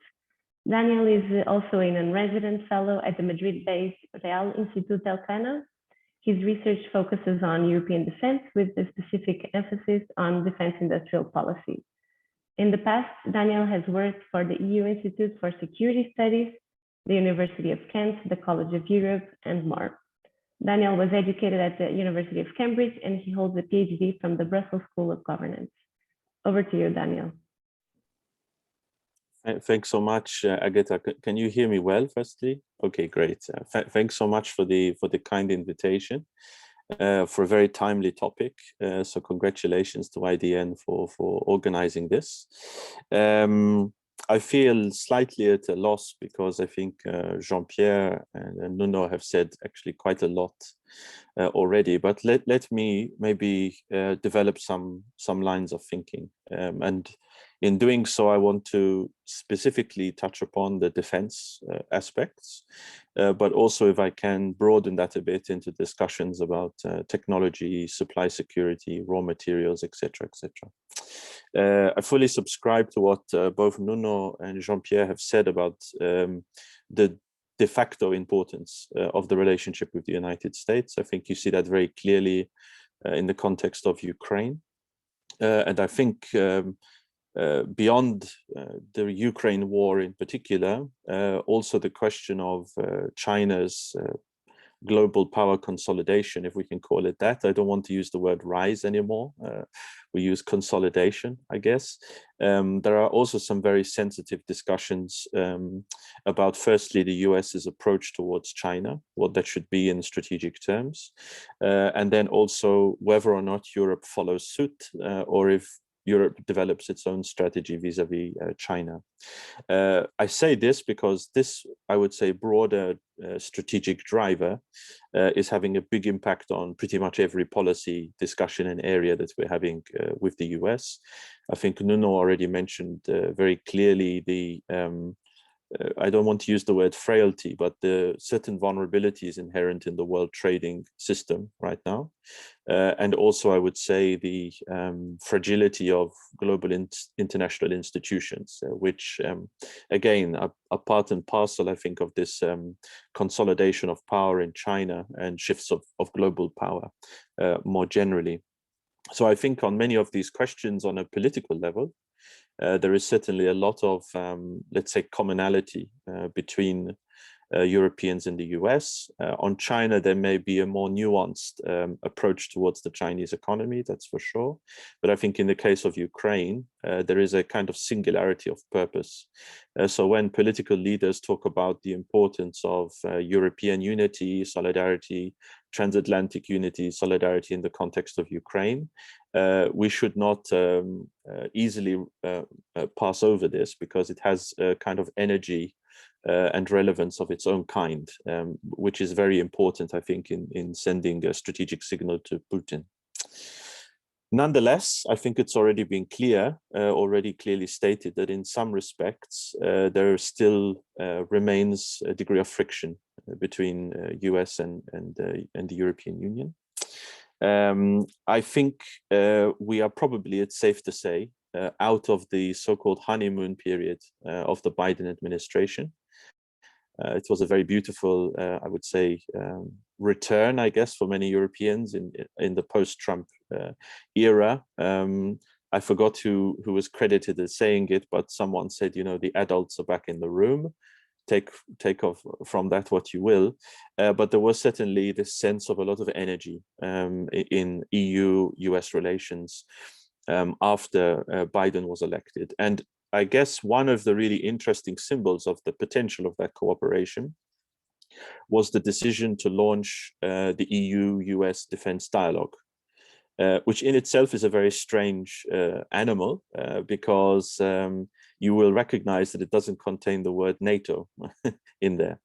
So it's an EU-US dialogue, direct bilateral dialogue, which is also symptomatic, I think, of the fact that the European Union itself has come quite a long way in developing policy tools such as the European Defence Fund, permanent structured cooperation, etc.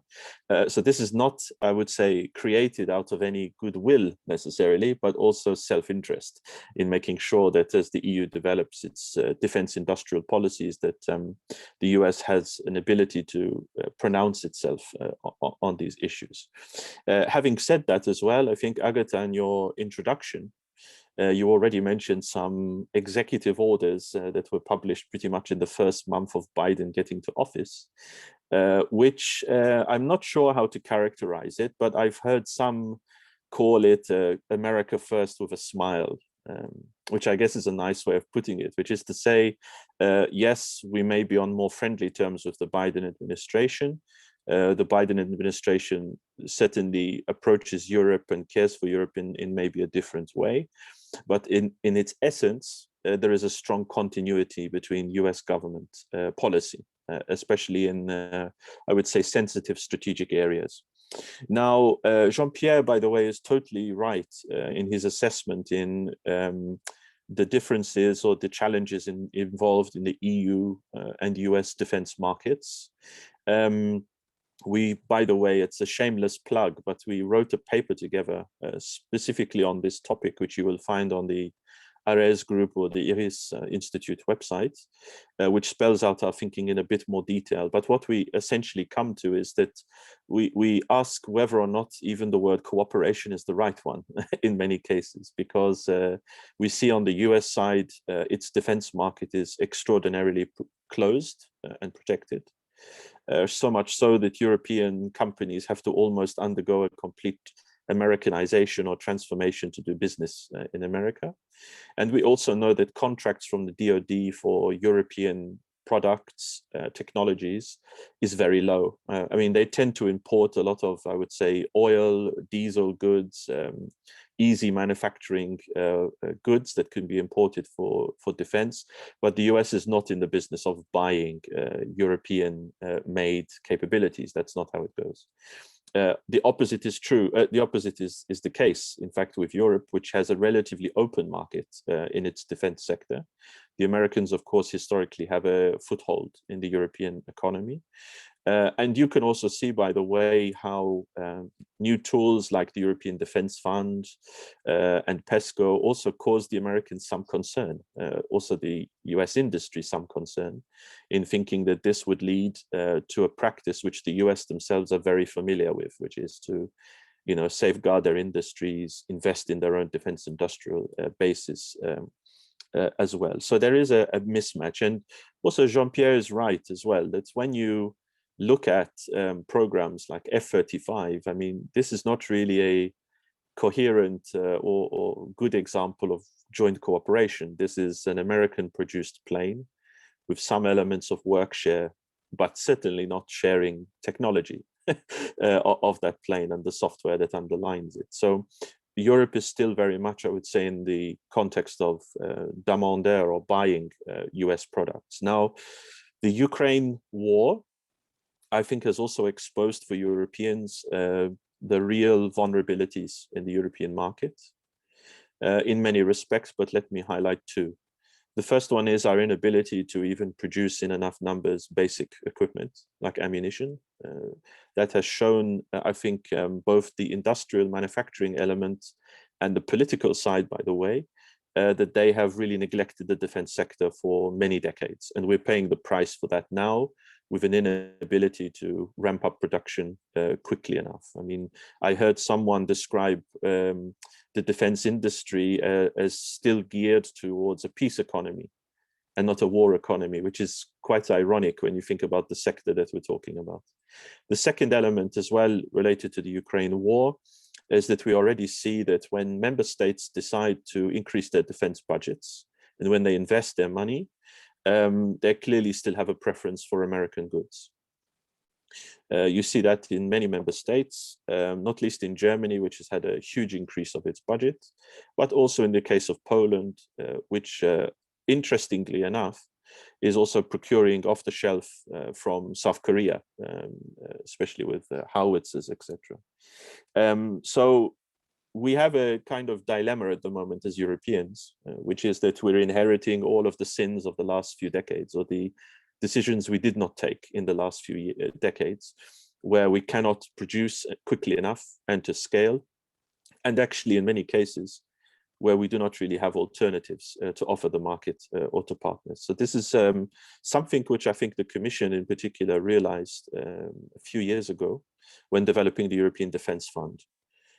This was really not, of course, it was not designed for the Ukraine war, but it was designed to the extent that we need to ensure that if Europe is to be a power in the world, then it definitely needs a defense industry, and it definitely needs European capabilities. That's why the EDF, I think, is pretty insistent on maybe we shouldn't go as far as calling it a préférence européenne by Europe, but inherent in the regulations, inherent in the programming, there are certain security features which the Americans would recognize very clearly as protecting your own industry, making sure you have your right capabilities. And Jean-Pierre also mentioned this very rightly, which is a very distinct fear in some European capitals that as history progresses and as Europeans will need to look after their defense more, which incidentally is a message coming from the US pretty much every day, from both sides of the political spectrum, is the ITAR regulation and US regulations. And it's no surprise that many Europeans are thinking of the EDF as a way of producing ITAR-free technologies and capabilities, and that's understandable. We saw even recently, by the way, some of the consequences of this. There were reports, I'm not sure if they've been confirmed, but there were certainly reports in the Israeli press where apparently the US had blocked the exportation of the Arrow-free defense missile system to Germany, which was part of the 100 billion request. I'm not sure what the status of that is, but the report itself is quite interesting, that the US can block exports of certain technologies which are seen as fundamental for European defense in many countries. So avoiding that type of entanglement will be really, really important.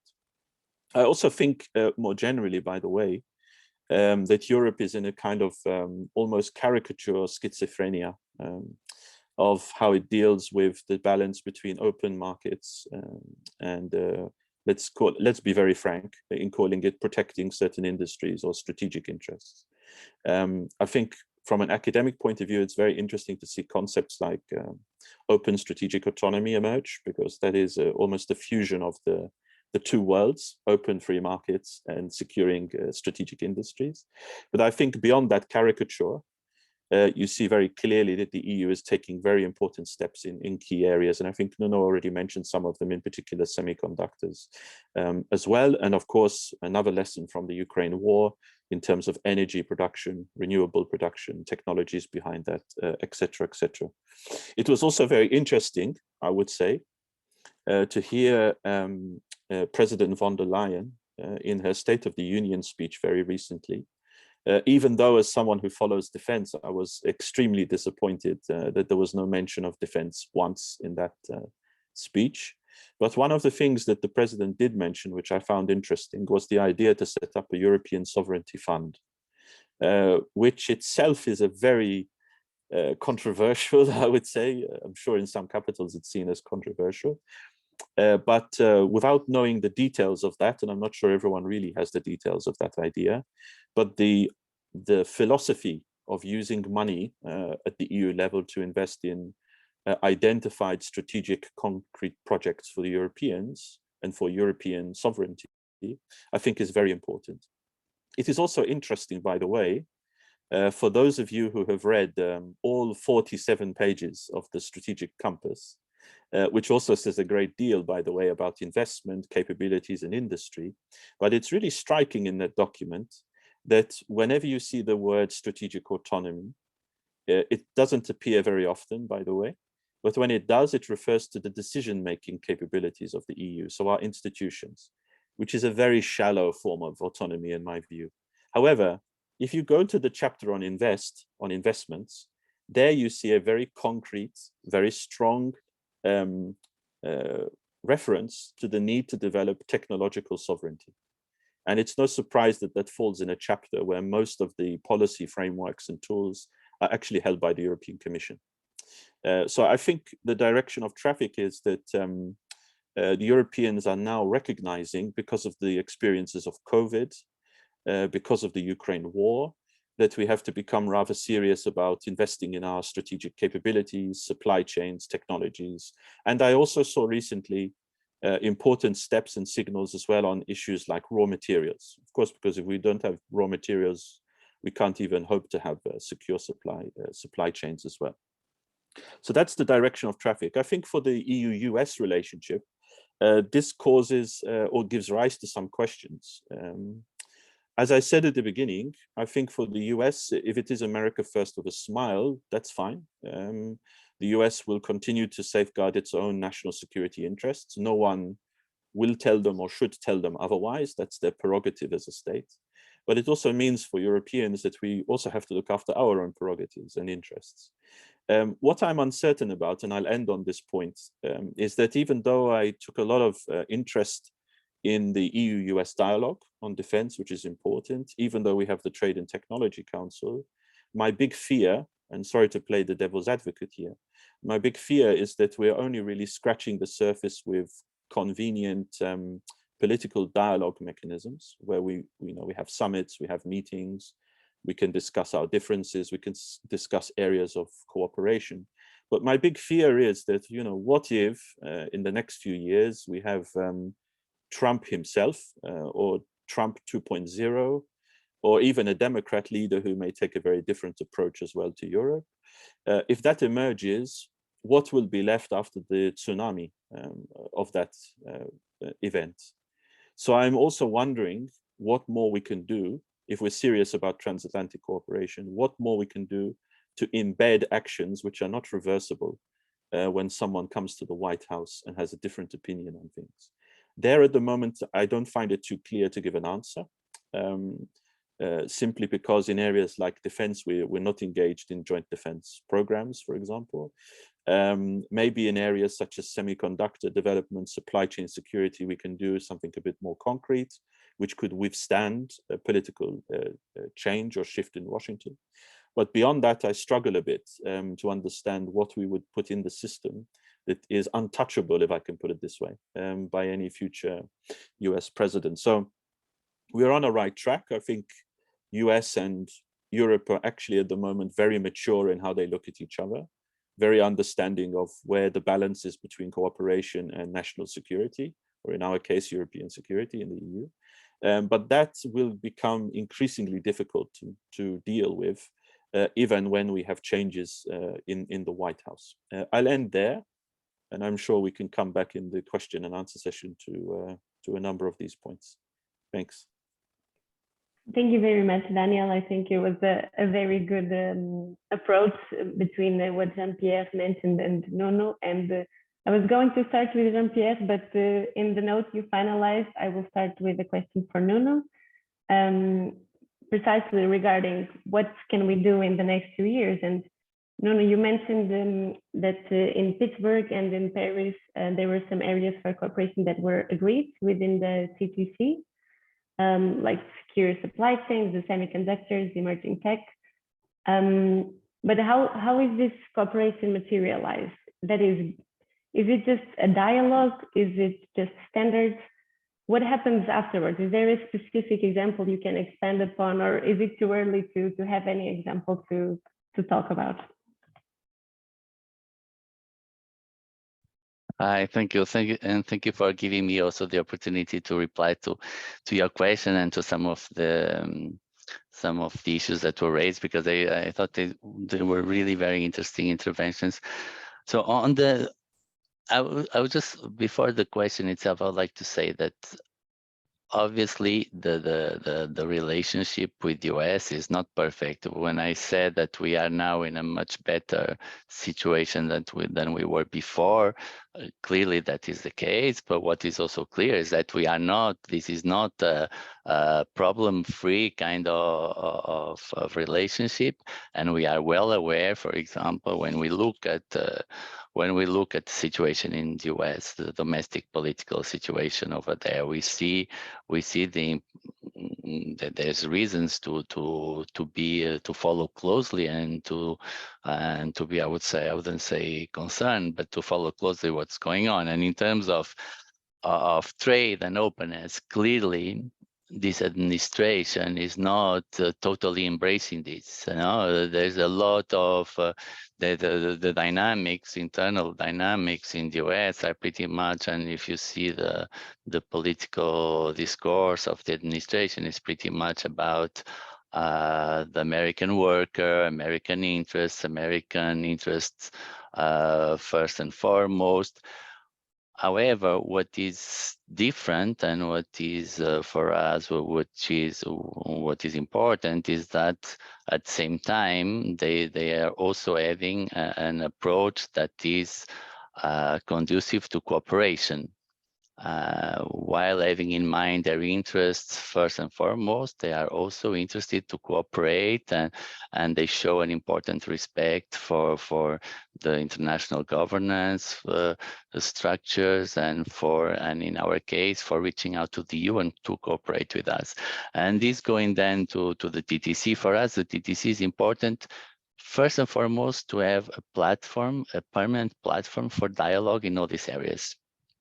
We have, as I said before, we have shared challenges.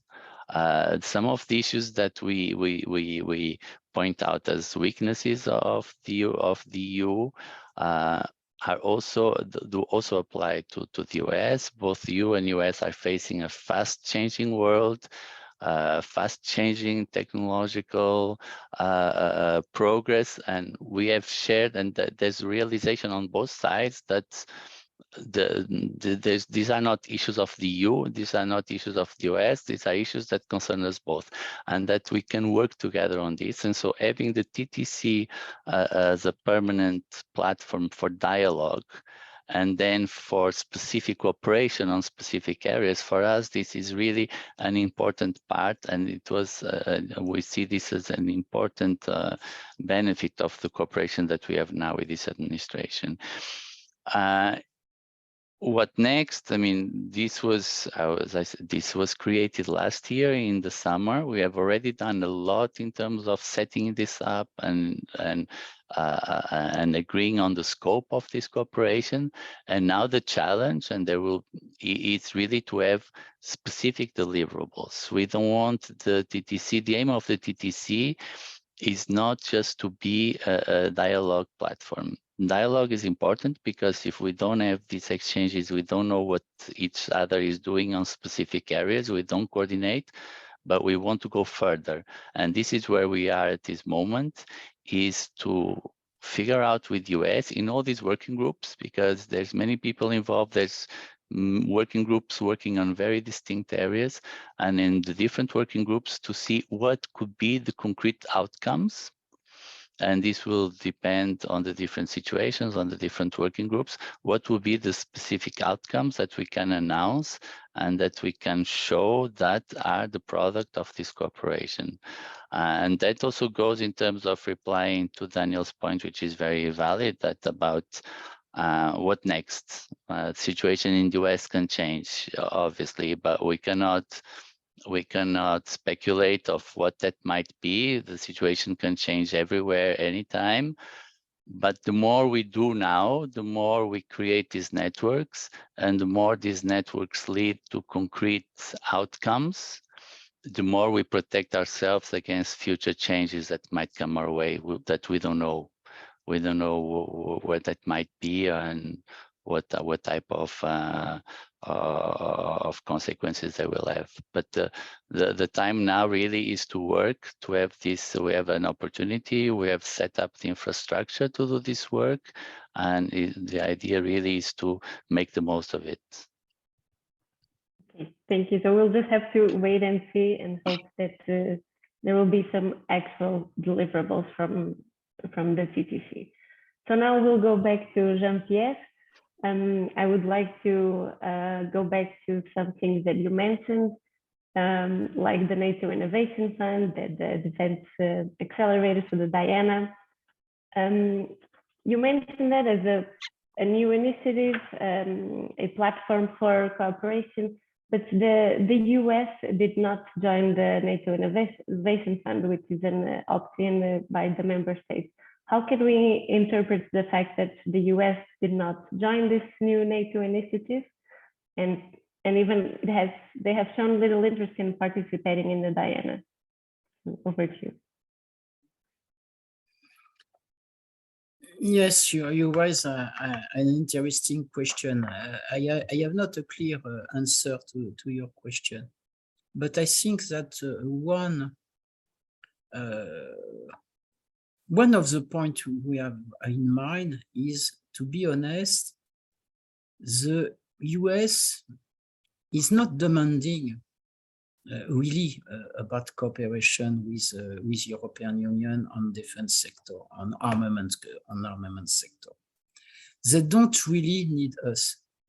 So it could be useful in some case, and I think if you have in mind the cooperation with the US on armament sector and technology, defense technology, dual use sector, perhaps we will have more to think on a case-by-case basis than in a global basis. I am not sure that the US is really a kind with this global multilateral cooperation with EU, because if you are in NATO, you are more or less with EU member state and UK also. And so I am not sure that they are easy with this type of cooperation. And that can explain the fact that they are not pushing with this sort of cooperation. But perhaps Daniel, you can also have your own point of view on this, on the question of Agatha, on the question of the cooperation with US within NATO. Okay, should I jump in, Agatha? Okay. Yes, please. Feel free. Okay. No, thanks for that. I mean, there are a few elements here. I think it is very interesting, of course, that the US is not in the Innovation Fund. And in fact, there are only 4 countries which are non-EU members that are in. So Iceland, Norway, Turkey, and the UK. There are many ways of interpreting this. The first one is that if the goal of the Innovation Fund is to unlock the potential of SMEs and also those companies that are not traditionally in the defense sector, but could have an impact for defense industry, then you could question what impact it will have without the US in it. In the sense that if you look at a number of the big civilian companies that are already doing work on defense-related programs and technologies, like Google, Facebook, the Silicon Valley Group, we don't have the mass or capacity in Europe to compete with that. So not having the US in is interesting, not only politically, but also in terms of the potential that European companies have to partner, maybe with civilian firms in the US. So that kind of sustains the logic which we've already outlined, which is that the US and the European markets in strategic areas are different and separated. So that's one way of interpreting it. Another way of interpreting it, and I'll be very blunt here if I can, is to say that countries like Turkey and the UK were not very happy with the introduction of the European Defence Fund, not least because the regulation is very clear for the EDF that there is a degree of security inherent in the programs and cooperation, and that doesn't easily accommodate non-EU members. That's for sure. That's a reality. Also recognizing that for the EU, it took us a very long time to agree on this regulation in the first place. So suddenly being able to undo it for the benefit of bringing in partners is not easy and not likely in the future. So I guess the Innovation Fund is a way of replicating or somehow taking the elements that they wanted and developing that. And of course, a number of EU member states have joined this initiative as well. So one would also hope that there is some degree of cooperation or mediation between the different tools. Even though I would say that the EDF, European Defence Fund, if we then combine that with the European Commission's proposal for this year on common defence procurement, is a different animal completely to the Innovation Fund. The Innovation Fund is a very small aspect of what the EU does over the full cycle of defense capability development. One final point on this, because I think there is a spillover effect between some of these new NATO initiatives. It was very interesting to read the strategic concept from NATO, and also to read the summit communique that came from Madrid. There was a line which specifically, and I'll paraphrase it because I don't have it in front of me, but which basically put the burden of a failure of EU-NATO cooperation on the EU, in the sense that if the EU doesn't open up PESCO and EDF more, then it should be held responsible for the for not having closer EU-NATO relations. That's my interpretation of it. There could be others, I guess, but that's a very politically sensitive interpretation. I'm fully aware of that. But it does mean that there is a caucus, probably non-EU caucus within NATO, that is still very upset with the fact that the EU has gone its own way on the defense fund and on PESCO, etc. And by the way, I think the EU has shown a great deal of goodwill, especially in places, in areas like PESCO, where indeed we already have non-EU members like the United States and Canada, Norway, part of a project. So it's inherently political. What I'm hoping, of course, is that if you look at EU-NATO relations, if you look at the overlap of membership, there are actually areas where cooperation could really be advanced if we wanted to. I think firstly on technology foresight, understanding, the place of artificial intelligence, quantum computing, etc., and how it applies to defense and the military sector, that would really benefit from closer EU-NATO discussions. I also think, although the EU has to do a bit of catching up in this domain, but also on the issue of space and defense, if the EU is going to be thinking about responses to space incidents, then it has to work closely, I think, with NATO, which already has taken quite a big leap forward in this area, not least because it's already specified that space or an attack in space could trigger Article 5 of the Washington Treaty. In the EU, we're catching up with that logic, but we're still far behind. And I think we could probably develop relations in this regard. So on anticipation of threats, of discussion, for example, in areas like standardization, so forth, there you could really push the agenda when it comes to cooperation. But if the logic is that, you're not going to cooperate with the EU because they're investing in their own defense industry, then the room for cooperation is not very high, I would say. And Jean-Pierre is completely right that I think the US is taking a back seat on all of this, and it already has a privileged position anyway in the European defense market, so it doesn't need to get involved in these very sensitive intra-European discussions. Thank you for your inputs. And I mean, it's just very interesting to see how things are developing. We are faced with more or less the same problems because the EU develops new defense cooperation. It doesn't include perhaps NATO in the discussion. Then the US is perhaps fears that it's becoming too autonomous. And then we have also each member state in the EU who has their own objectives and agendas and cooperate, like you mentioned, Daniel.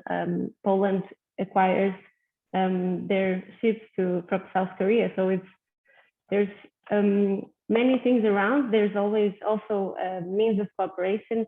I would like to highlight the Science and Technology Organization within NATO, where there are some US companies, but mostly research labs from the United States Armed Forces who collaborate with European companies and other government entities and research institutes. There's also the NATO Industrial Advisory Group, where there's also some of the big US companies always highlighting their objectives and showing their agenda. And so there are ways. There is also the TTC seems like a good way forward. Perhaps some more regulatory talks should take place so that we don't overprotect on both sides and there is actual technological and industrial cooperation. I have indication that we should close. I don't know if anyone wants to say like a 30-second remark on what we can do in the next 2 years, since it seems like we have this deadline on the next presidential elections in the US. But if you want to say, you have 30 seconds. I will start with Jean-Pierre. If you'd like to say something. No, I think we have to discuss with the United States, in any case, even on this question of armaments cooperation and so on. But to have perhaps a more globally point of view on this question, if you take, for example, the Franco-German dialogue on armaments and defense question, it's a difficult dialogue. It's a difficult dialogue, and the problem we face, in fact, it's the same that the problem we face with the transatlantic dialogue on this question. The only difference is first that we need to succeed in any case, and we need to succeed because we are in a move to have an integration at the level of the European Union. And when we don't progress, in fact, it's a converse. We distract, and it's not the objective. So at any time we need to progress. The second point, if you take the difference of level between the German defense industry and the French defense industry, it's more close than with the US and the other country. So it's easier to discuss. But it's difficult. So of course, when we discuss with the US, it's difficult. But I think the main question in the following years is that the US have to accept that when there is a European Defense Fund, when there will be the EDIRPA, when there will be the EDIP, the next initiative, when we will have fund to procure together. It's normal.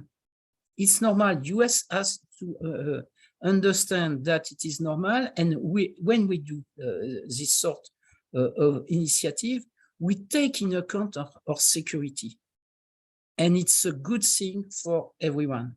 It's a good thing also for the US that now the European countries take in account that they have to do something for their security in Europe, and they don't have to rely at any time of the United States. And it's a good thing also for the United States. Thank you. Due to time constraints, I will not be able to give the other two speakers the 30-second points, but thank you very much. I think this was a very interesting discussion. For sure, there is a lot more to discuss, but I think the audience could be happy with what we discussed here today. So over to Iden. Thank you very much for inviting me, for inviting these distinguished speakers, and thank you for your contributions. Thank you very much, Agatha, and all the three speakers, Jean-Pierre Molny, Daniel Fiot, and Nuno Souza. We will do a very short, Patricia Lenhart and I will do very short closing remarks of this conference. One first word to say that I hope you didn't have major problems with the chat function, because unfortunately, due to the current situation in Europe, we are forced to implement extra measures to ensure that these events run as smoothly as possible. So very, very briefly, the challenges and the realities which we have identified on the first day of the conference for the new security and defense order in the Euro-Atlantic area were the following. So NATO and the US are still perceived as the indispensable security and defense partners in the US, but the US will invest in Europe. However, the US grand strategy will still remain focused in the Indo-Pacific. That was one of the conclusions, one of the suggestions one of our speakers did.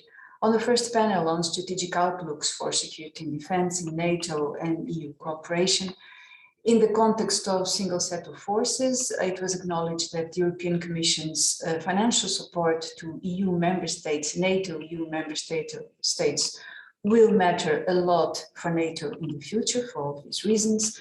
strategic autonomy was acknowledged as a contested concept, and it was noted that despite the fact it did not emerge in the defense context, as you very well know, it has been introducing unwanted divisive lines in it.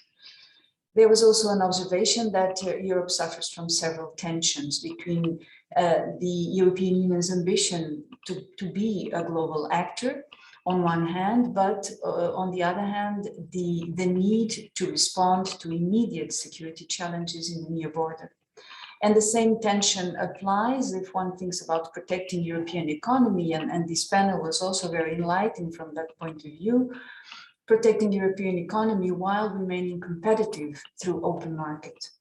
A third level of tension regarding the tension between defense and the other immediate needs pursued by citizens. And this claims a different approach to states on how they address defense to citizens, how they debate, how they introduce defense to citizens. In this context, ownership was also recognized as a key element for a robust security and defense of states and organizations. Speakers were also consensual that the strategic compass and NATO concepts are aligned on their hybrid and cyber agendas, and that NATO and the US currently rank the European Union in a better strategic position than in the past. On the second panel, we discussed how to bridge the European compass and new NATO's strategic concept. There was a general recognition that there is a strong convergence in the assessment of the strategic environment, in the inclusion of new themes in secure defense, such as artificial intelligence, disruptive technologies, climate security, and resilience, and the requisite for interoperability as a main strategic drive for all. On the core topics for Euro-Atlantic security, our speakers have identified, broadly speaking, contain Russia, rebuild Ukraine, find out how to approach China, mitigate emerging and disruptive technologies. And finally, it was acknowledged on the last panel that the Parliament's participation is central on how to legitimize defense spending.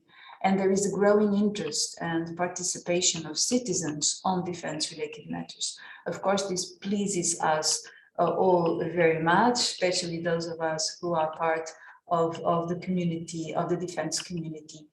And now I hand over the floor to Patricia to do the same regarding today's panels. Patricia. Good morning, everyone, and thank you, Isabel. We have come to the end of our two-day webinar, and I believe we can all agree that it was a very informative and thought-provoking set of panels on the challenges EU-NATO cooperation faces in security and defense. NATO's new strategic concept and the EU strategic concept jointly point to the right direction for the future strategic orientation of the NATO-EU partnership.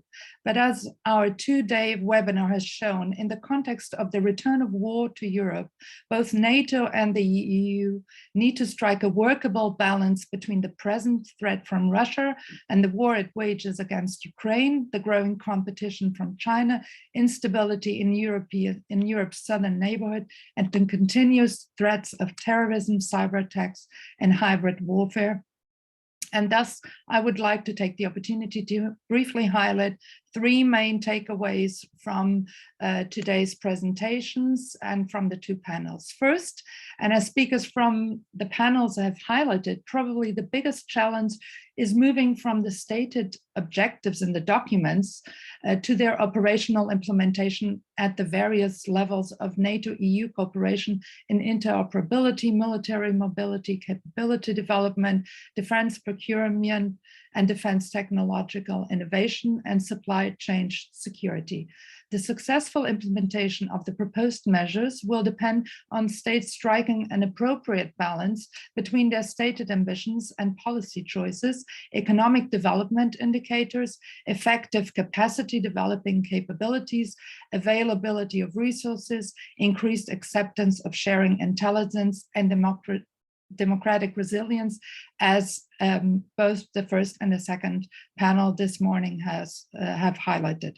Second, as the first panel has shown, the hybrid threat environment is becoming increasingly complex, and hybrid challenges are simultaneously both old and new. As we have heard, the evolution of hybrid procedures is relatively new, combining new dependencies through digitalization, new technologies, and globalization on the one hand, and hybrid threats manifesting themselves simultaneously in various domains on the other. For example, NATO-EU cooperation is also increasingly relevant vis-à-vis hybrid and cyber threats from China, but there is no agreement on a transatlantic China policy, as was just highlighted by our last speaker.